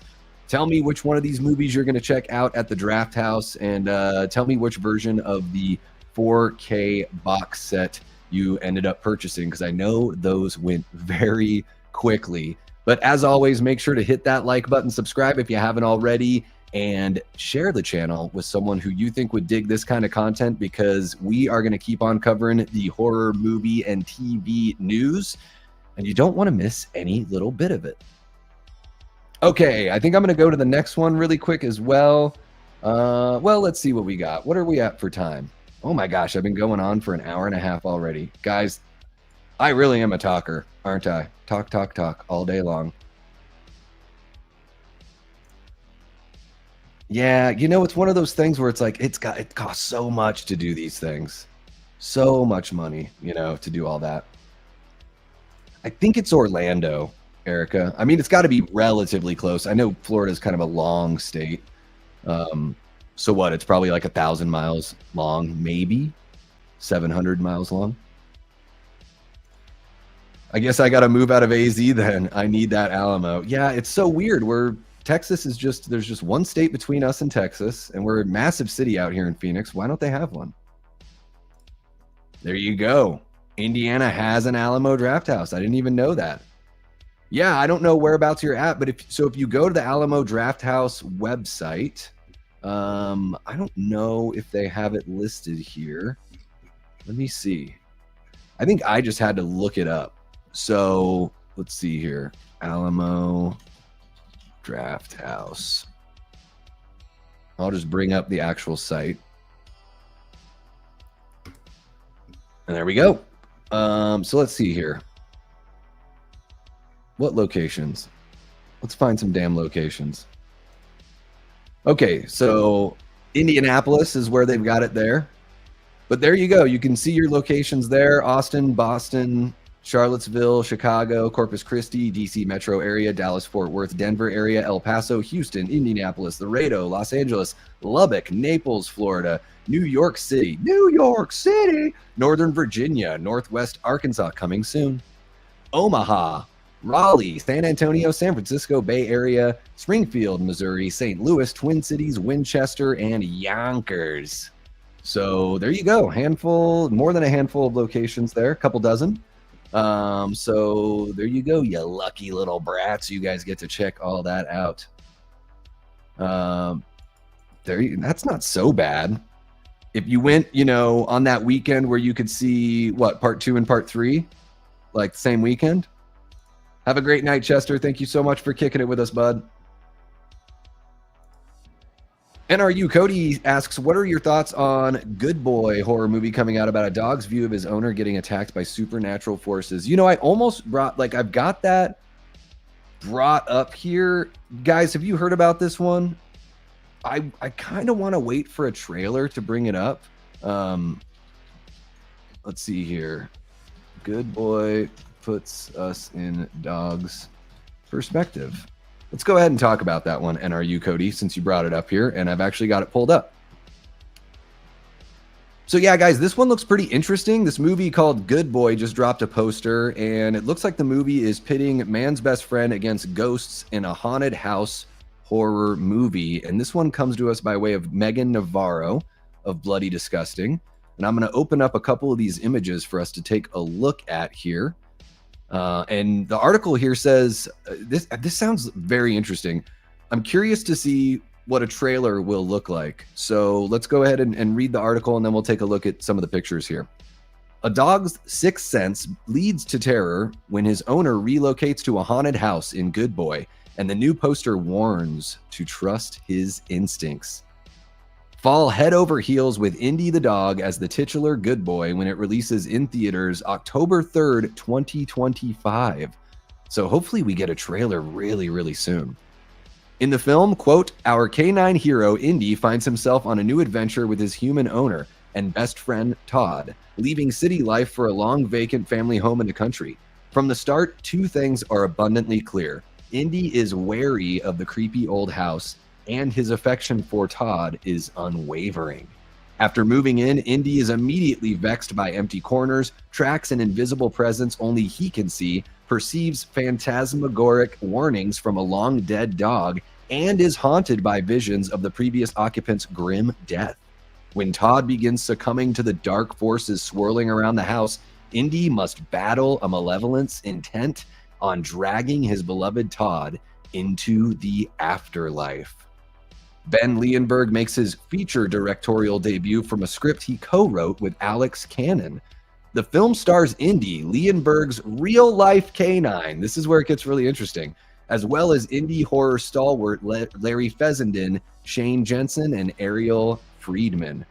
Quote, when your lead actor is a dog, traditional filmmaking rules go out the window. For 3 years, my wife, who's also the film's producer, and I worked around his schedule, eliciting his performance by making silly noises, posing him in specific positions, and enticing him around our haunted house with treats. All shots with Indy were captured on closed sets so that we could maintain his focus, and I only ended up acting in it because I'm one of the 2 people Indy truly loves and listens to. Fortunately, I've always believed the best films emerge because of their constraints, not in spite of them. Horror in particular thrives on ingenuity over budget, Leonberg said in a statement. Guys, I completely agree with the end of what he said there. Like, it is the limitations just like spur this kind of creativity, you know. It just like you have to be more creative because of limitations. And so that's why, you know, I'm very curious to see what the film looks like. I think that's my only concern here, is what the production value is going to look like. If it doesn't look cinematic, which a lot of lower budget movies have a tough time just looking cinematic, just having that nice kind of grainy film sort of look. Even if they're shot digitally, you got to do something to the film to make it look cinematic and not just like some TV show or a home movie. But everything he's saying here is great, and I do like this idea. Like, I think this is a very interesting idea, especially like after watching Presence. I saw that movie for the first time, you know, maybe 2 months ago. I don't even think that. And I really dug that film. You know, it was like an hour and a half, get in, get out. And it did a really good job at setting that mood and the atmosphere and building intrigue without feeling like it was going on for too long. So I'm excited to learn more about this one. I mean, shoot, it's coming out in less than 2 months. So I hope we get a trailer like this week, because I actually want to see what the movie looks like for sure. And then Megan Navarro finishes the article by saying, I wrote in my South by Southwest review, so she's seen the film, quote, framing the story entirely from the perspective of man's best friend poses unique storytelling challenges, but instantly creates a sustained feeling of unease and anxiety over the pup's well-being. And yes, this poster is really, really good stuff here. So I'm going to share that poster with you guys. That is a beautiful, that looks to be a straight up painting. Trust his instincts. And I mean, well, I'm going to zoom in, guys. So bear with me here. Starring Indy as Good Boy. I love that. This is a beautiful poster. Very simple.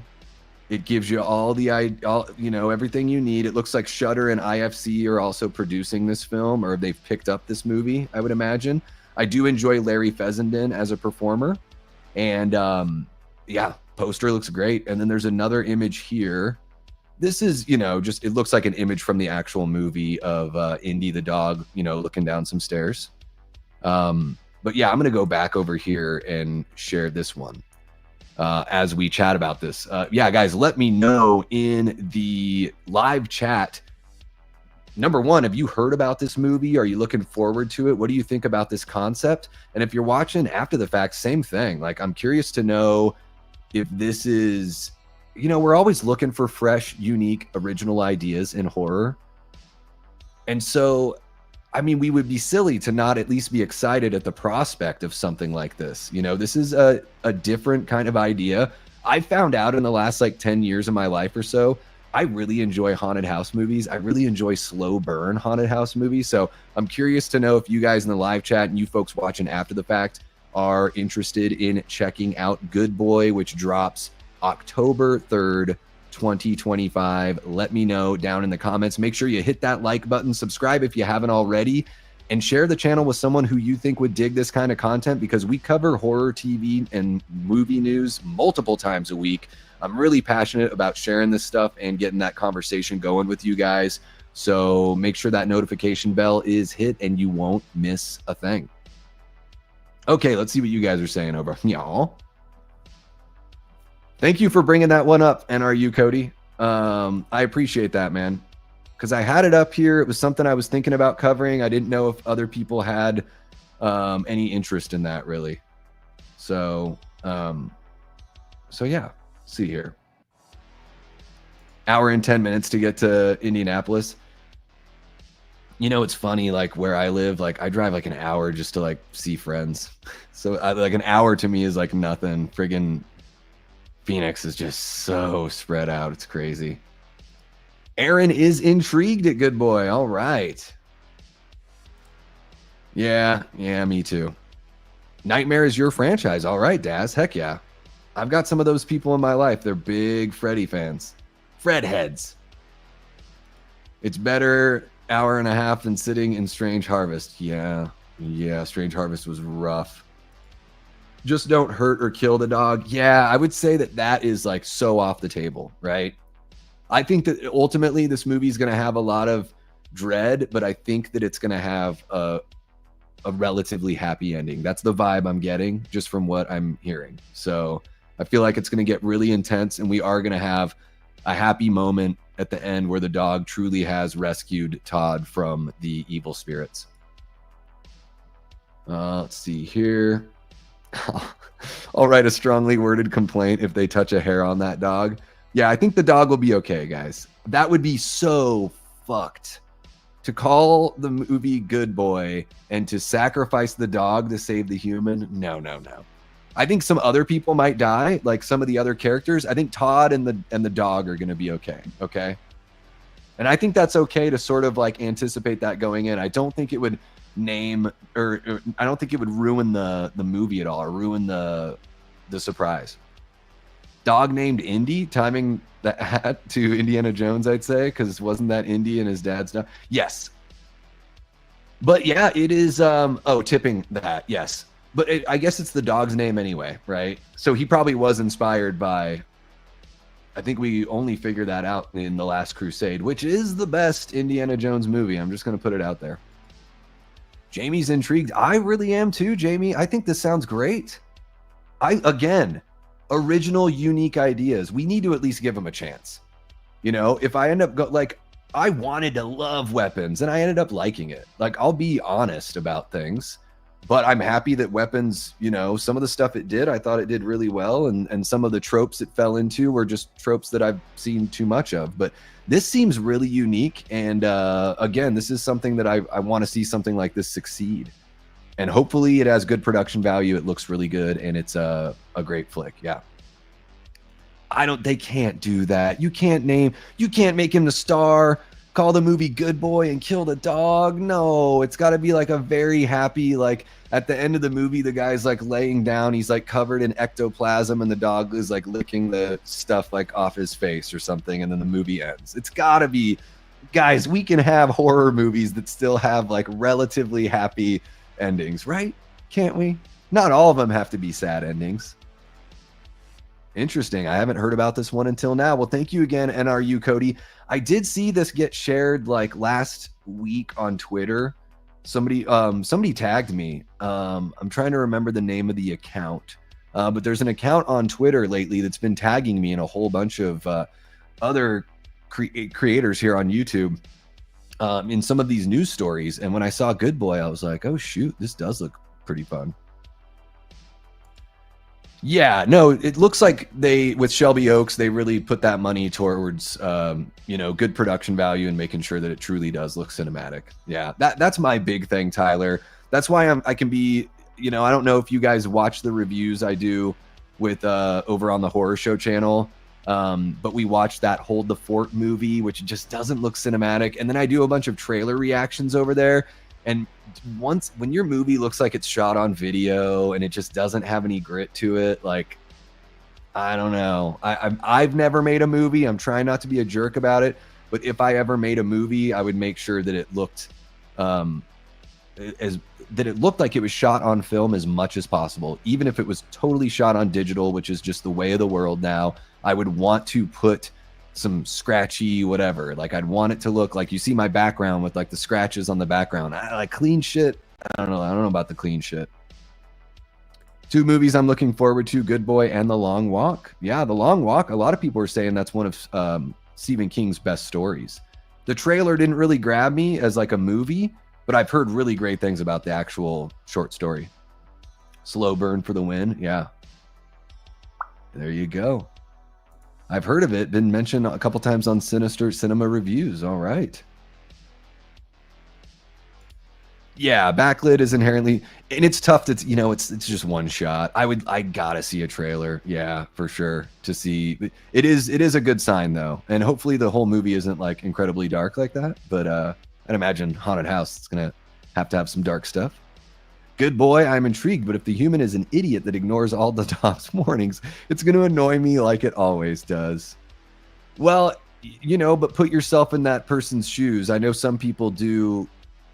Animals, it seems like they see a different spectrum of light than what we see. So a lot of people think that, cats and dogs can see things that we can't see with the naked eye. And then there's that whole thing just about animals being able to sense like natural disasters and stuff like that ahead of time.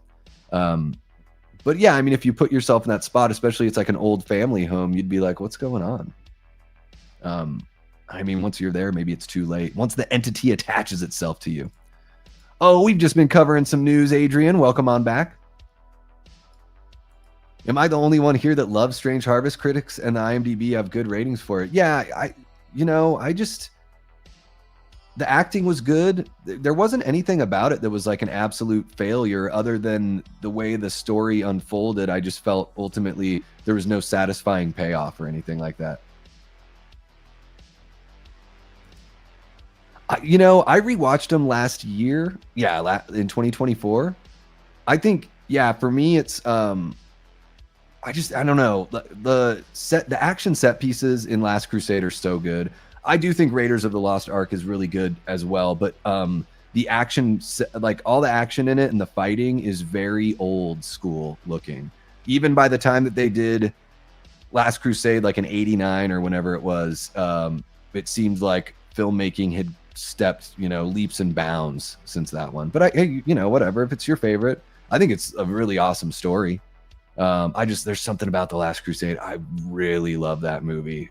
It's always been my favorite since I was a kid. Yeah. All the human characters can go, just spare the dog. There you go. I would imagine they are they gotta save Todd. What's happening, Corey from Wilkie's Movies and Music? Welcome on in, bud. So great to see you. Okay, guys, let's go to. Let's see here. I'm of the mind that if it's shot digitally, don't apply fake grain. If it's shot on film, don't try to remove grain. Keep it aesthetic. I don't know if there's any. I think most movies are shot digitally. I don't think for a movie to be shot on film, I'd be very surprised. So. Even if it's just using the right kind of compression on the video, that will automatically, compression will it won't actually put grain, like it won't look like Texas Chainsaw Massacre grain, but like the look that Terrifier has, like that has to be an effect that's put in post. The Terrifier, like the kind of spottiness and all that stuff, or like the Grindhouse movies and stuff like that, like the Thanksgiving trailer and all that. Like maybe those trailers were shot on film. Just because they're trailers, but that's just so expensive. But I think even if you just compress the video the right way, you're going to get something that will look more cinematic and less smooth, and that's just from the compression.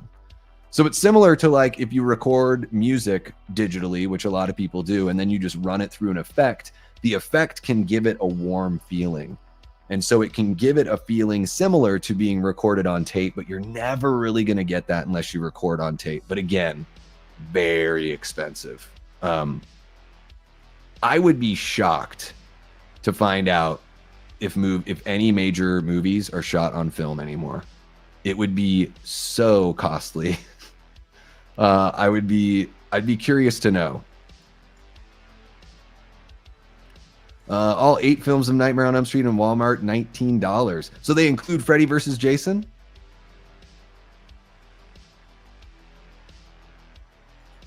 Really? But they call it what? Digital film? I don't know. I guess I would be surprised. I don't know.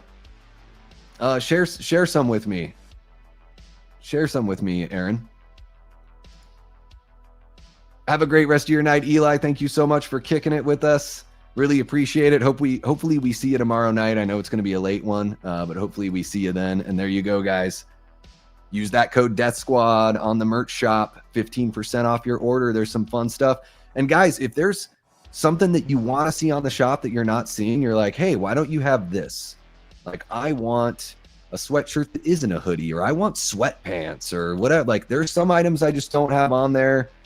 I don't know, just cause. But like, I want to know what you guys are interested in purchasing, and we'll make it happen. It's really, really easy for me to add that stuff. So, and then, yeah, I might do some sort of like, you know, grab some movies that I love. Like maybe do like a, you know, Jaws is my favorite movie. So maybe do a Davey Deathray, like Jaws kind of shirt or something like that. I don't know. We'll see. Yeah, guys, don't forget to hit that like button, sub to this amazing channel, and consider becoming a member of the Mighty Death Squad. Hell yeah. Dune Part 3 is being shot on film. Like actual film, T, or digital film? Like, I'm curious to know. Google.com. Let's check it out. Recent. Oh, fucking A. Excuse my language. Recent movies shot on analog film.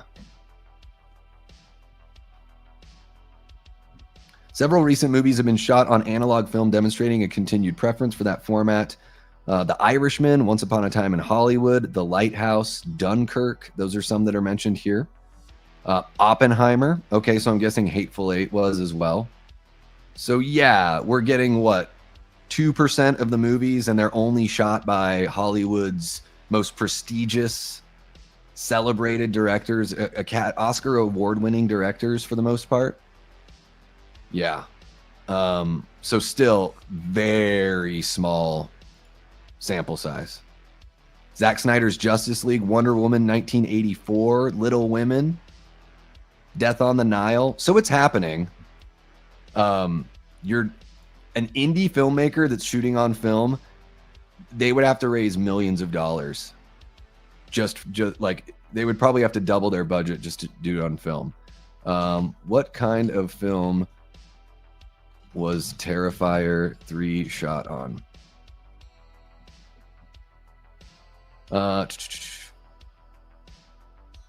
Let's see here. Ari Alexa 35 and Alexa Mini used in Terrifier 2. Okay, so they upgraded. Was Terrifier 3 shot on film? Not shot on film. So you can still, I still think you can get a look. I don't even care. Like, whether or not you're using real film or you're shooting digitally, like, I don't care.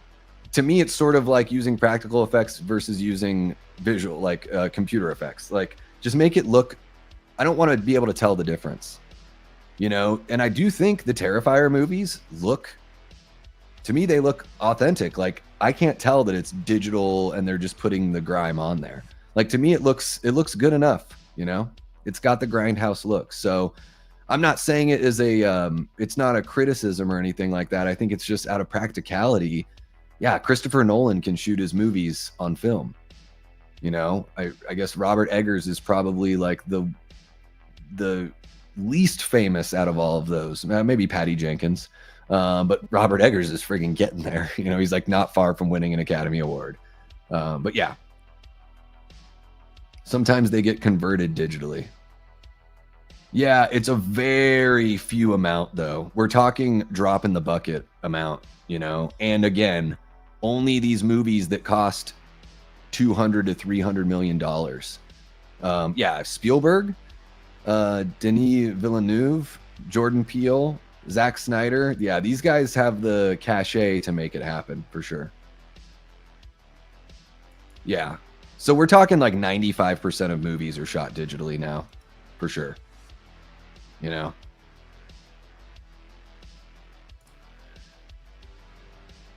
Yeah, but pretty major movies, Davey. It's not like they're ones we haven't heard of. Yeah. No, I hear you.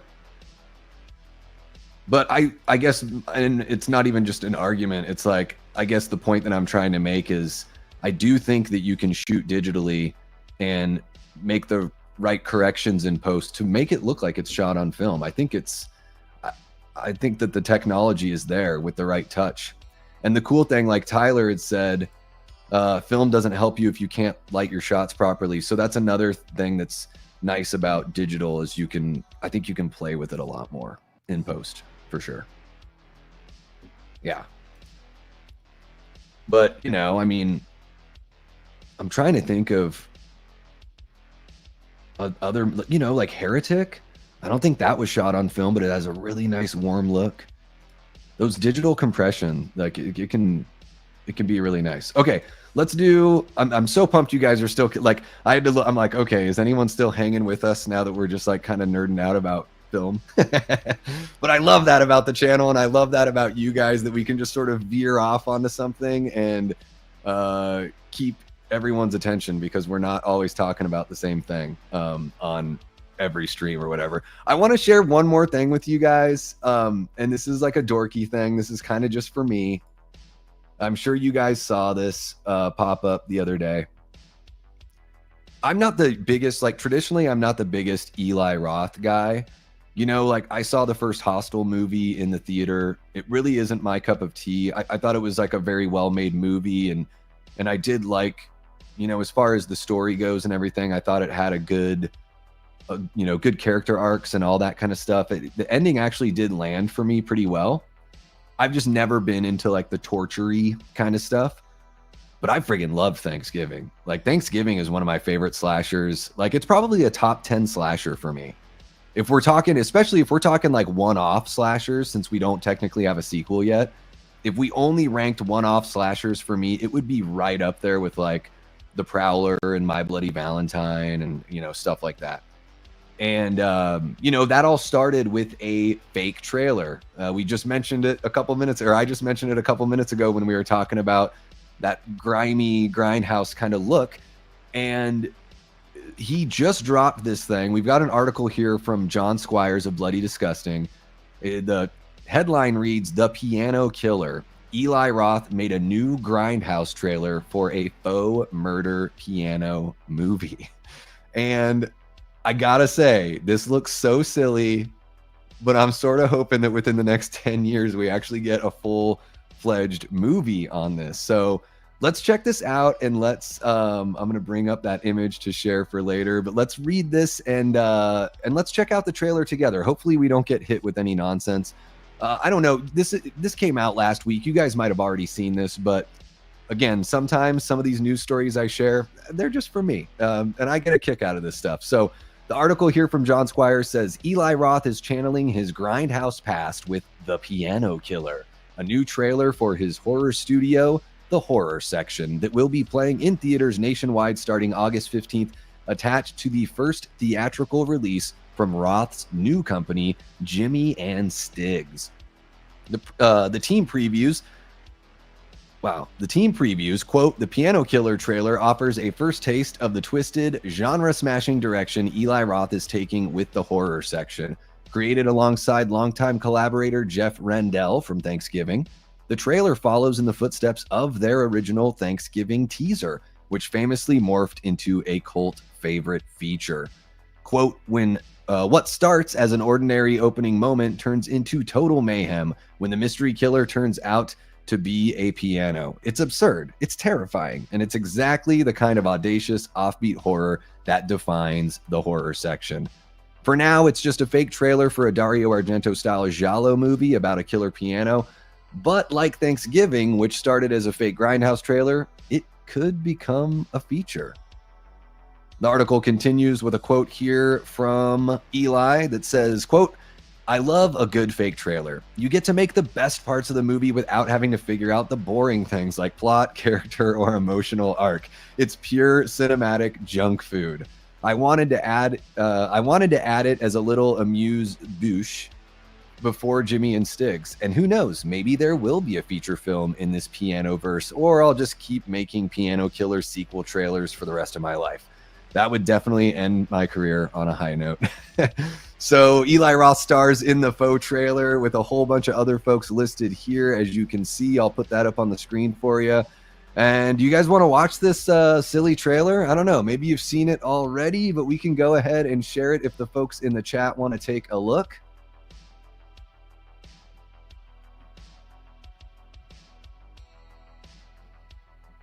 Did I lose you? Did I lose everybody in the chat? Holy cow, I think I lost everyone. I mean, I think it's tongue in cheek for sure, Avery. I think he's just like, you get to do like all the shit that you just want to fuck around with. Like I totally get it. Like I get what he's trying to say. Okay, guys, yeah, let's go ahead and take a look at this together. All right, so I've got the music paused and we are going to check out this trailer for The Piano Killer.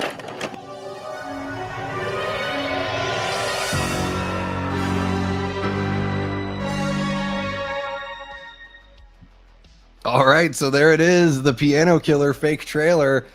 Hopefully YouTube doesn't notice something that I noticed there for a brief moment. Let's go ahead and bring this image up as we chit chat about this movie or this trailer for this fake movie. Yeah, I don't know. What do you guys think? I love the terrible puns on the narration.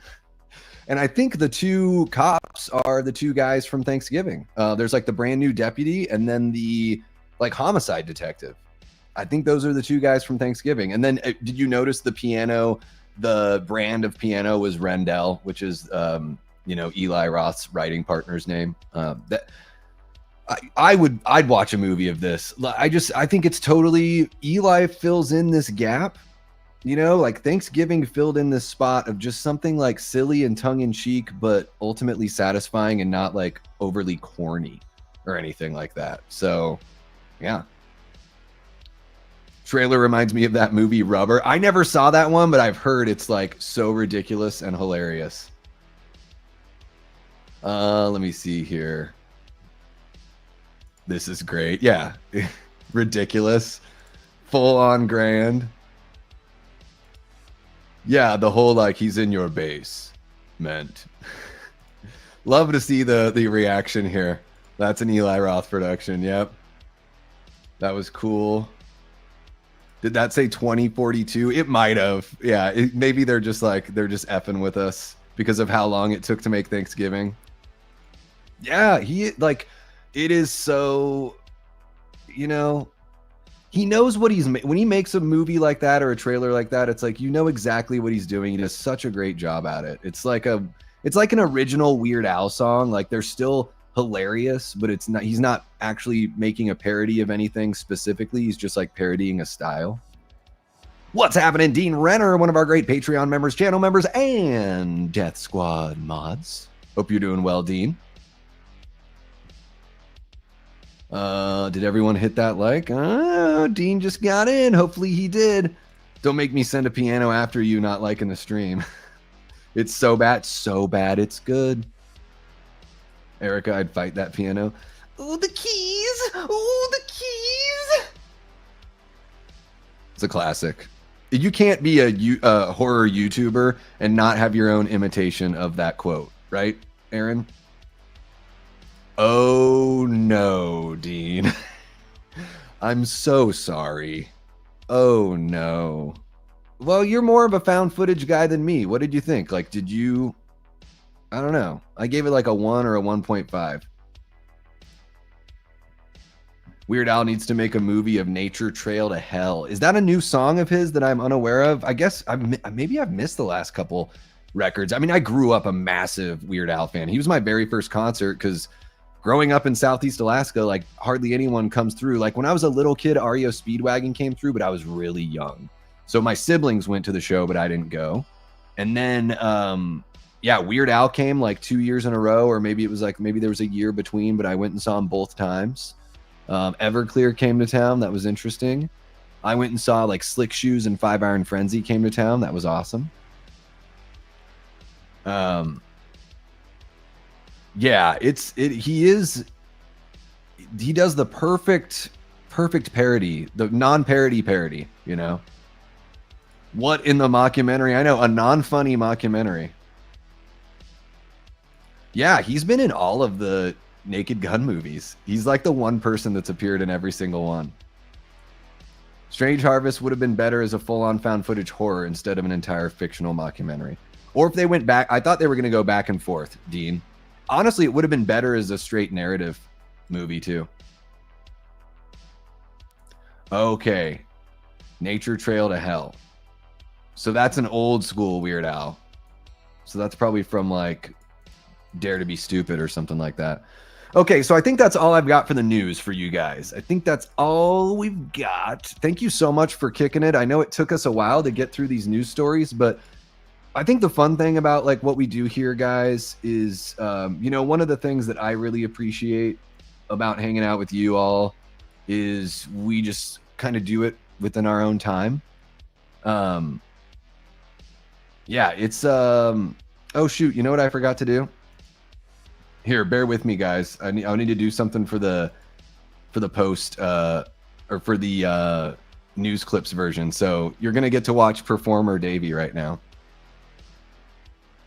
Because I don't think I did this. I don't think I did my little send-off for the Piano Killer trailer. Did I? Okay, so I'm going to just do that. Maybe I did, maybe I didn't. I don't know. So yeah, guys, if you're hanging out in the live chat... So yeah, guys, if you're hanging out in the live chat, let me know what you think of this... See, I can't even talk right now. So yeah, guys, if you're hanging out in the live chat, let me know what you think of this fake trailer for the Piano Killer. If you're watching after the fact, jump on into the comments. Give me your thoughts down there. I love this kind of fun shit. It's silly. It's goofy. I know, but I love it. And make sure you hit that like button, subscribe if you haven't already, and recommend the channel to somebody who you think would dig this kind of content. The community is growing, and we're covering all sorts of horror, movie, and TV news. We do topical discussions. We have other content creators on. We have a lot of fun on the channel, and you don't want to miss any bit of it.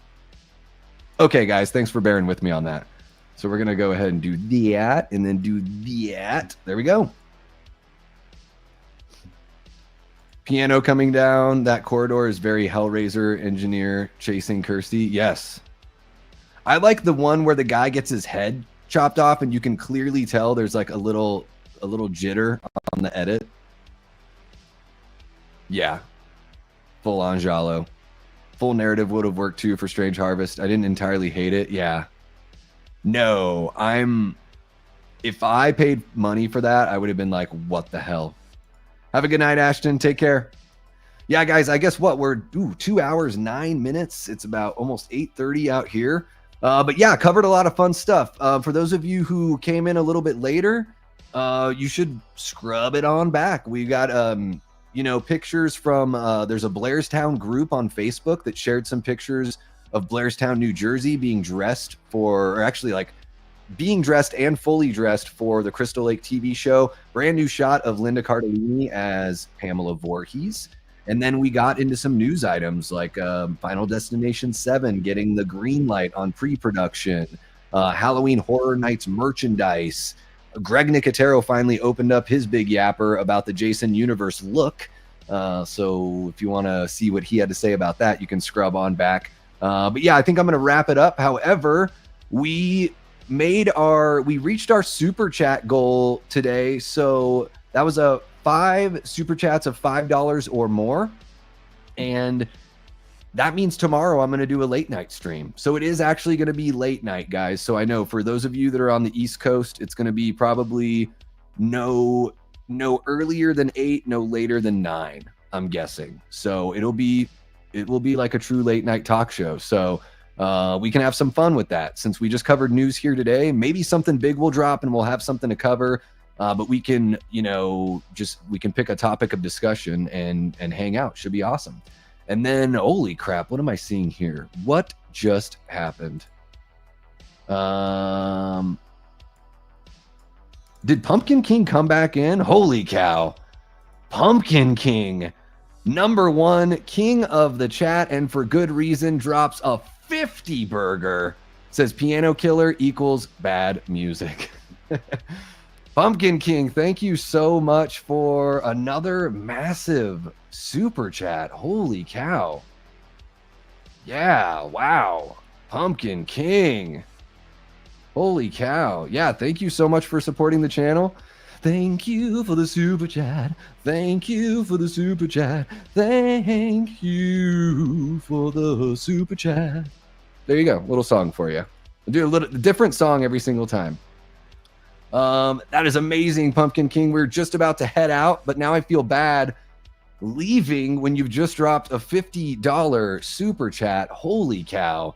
I'm just gonna, before we go, I'm gonna run through and just shine a little spotlight on all the lovely support we've gotten so far tonight. Pumpkin King kicked it off with a 1999. That was amazing. Brett from Good Real Hunting and Chills and Thrills dropped a 199. Eli shared his year anniversary as a channel member. That is awesome. I think Eli and Jamie are our two 12-month channel members. Then we got Ryan Underwood, became a YouTube channel member and then dropped a $5 super chat. Pumpkin King dropped a $49.99er. Wow. Brett with a $199. Brett with another $199. Erica with a $2. Tyler with a $5. Big Papa Musk with a $4.99. And Pumpkin King with the 50 burger to close it out. You guys are absolutely incredible. Again, man, just showing up and hanging out is all I really need. But you guys are I'm sort of beside myself here. This is incredible. I want to turn what we do here into, you know, my day-to-day, and I would, if this were the only thing I had to do for work, I would put 70 to 80 hours into this shit every week. And I guess if I count the time I spend watching movies and stuff for the channel, then I guess maybe I'm halfway there right now. So you guys are absolutely incredible. Oh my gosh, we've got double feature podcast jumping on in.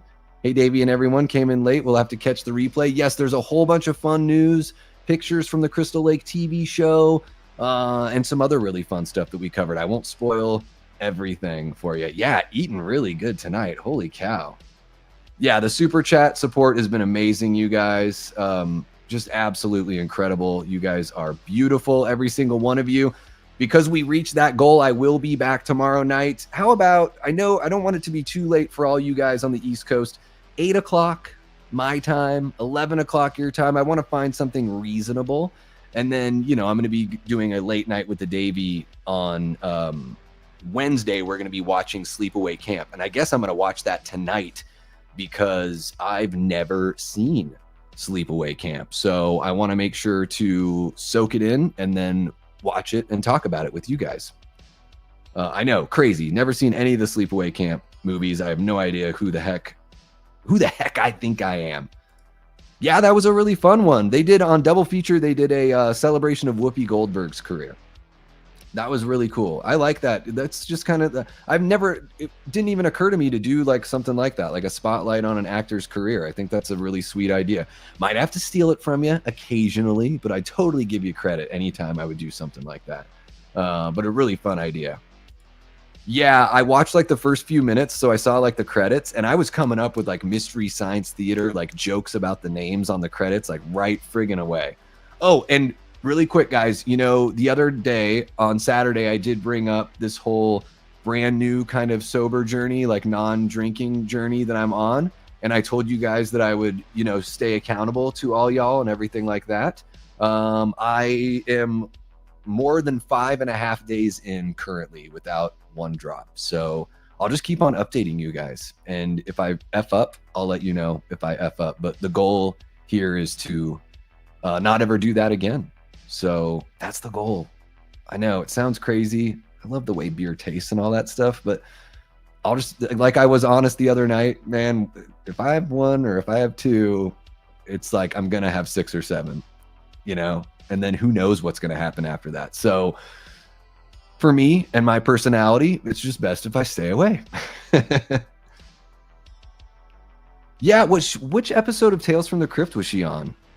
I love it. Like, you know, the handful of movies that I've seen her in, I haven't seen her in everything, but they were covering like, you know, Soap Dish and of course like Ghost. The Sister Act movies are really fun. I love her in her little cameo in Loaded Weapon 1. That's one of my favorite parody movies, and she is fucking hilarious. So, you know, she's got plenty of funny factor, you know, going on. I know that's not really what I would like to see her go back to comedy, because I know she's on The View now, and like whatever you feel about that show, there's just not a real place there to like do true comedy. So it'd be fun to see her, you know, go back to that. Heck yeah. Thank you so much, Erica. I know, and it's not even 6 days, so it's like I'm trying not to celebrate until there really is, like, once I hit a month, then I'll be able to be like, cool, 1 month. But I just figured whenever I hop on, I'll just let you guys know if it's still going or if I effed up. Either way, I'll let you know. Burglar, Jumpin' Jack Flash, Fatal Beauty. There's so many, man. The Color Purple. I had no idea that was nominated for 11 Oscars and didn't win one. It seemed like for a while Spielberg was really getting hosed. Like any movie that he made pretty much got hosed. Like I think Jaws won for like editing and music sound design. So, you know, like don't have anything to do with him or the actors really. I just feel like for a while until he broke through with Schindler's List, it just seemed like he was kind of getting hosed. There we go. That's a good way to think of it. Yeah. She was in Dead Weight, directed by Toby Hooper. That's another thing, guys. I need to get back on the Tales from the Crypt stuff. So that's a good, healthy reminder. I think the next episode is episode 1 of season 2. It's got Demi Moore and Jeffrey Tambor in it. And it's a really good episode. So I've already got some notes written about that. So I could probably shoot that one pretty quick. But anyways, I'm just rambling at this point. You guys are probably like, I got other shit to do with my day. I love you guys so much. Thank you so much to everyone who kicked it with us, whether you're a subscriber or not. If this was your first time at the channel or you've been here, you know, for the last couple of years, thank you so much for everything you do for the channel, for each other. I love the community that we have here on YouTube. It's something that's very important and special to me. It always has been, and even more so this last year of my life. I've gone through incredible changes, some good and some bad, and you guys have been there the whole way. So really appreciate all of you for showing up and showing out. All the Patreon members, thank you so much. The YouTube channel members, really appreciate you. All of our great mods. I love that our moderators don't have to, you know, do too much here and they get to relax for the most part. I love that, but thank you all so much. Yeah, I'll be back tomorrow night. Yeah, it is tough.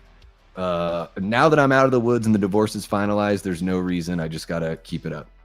Keep it up. Yeah, you guys are amazing. I love you all so much. I'll be back tomorrow night. I'm going to shoot for, let's call it 11 p.m. Eastern. That'll be late, but hopefully not too late for you guys to kick it for just a little bit. And yeah, guys, really appreciate the support and can't wait to hang out with you yet again. But until next time, I've been and will continue being Davey Deathray. Take care.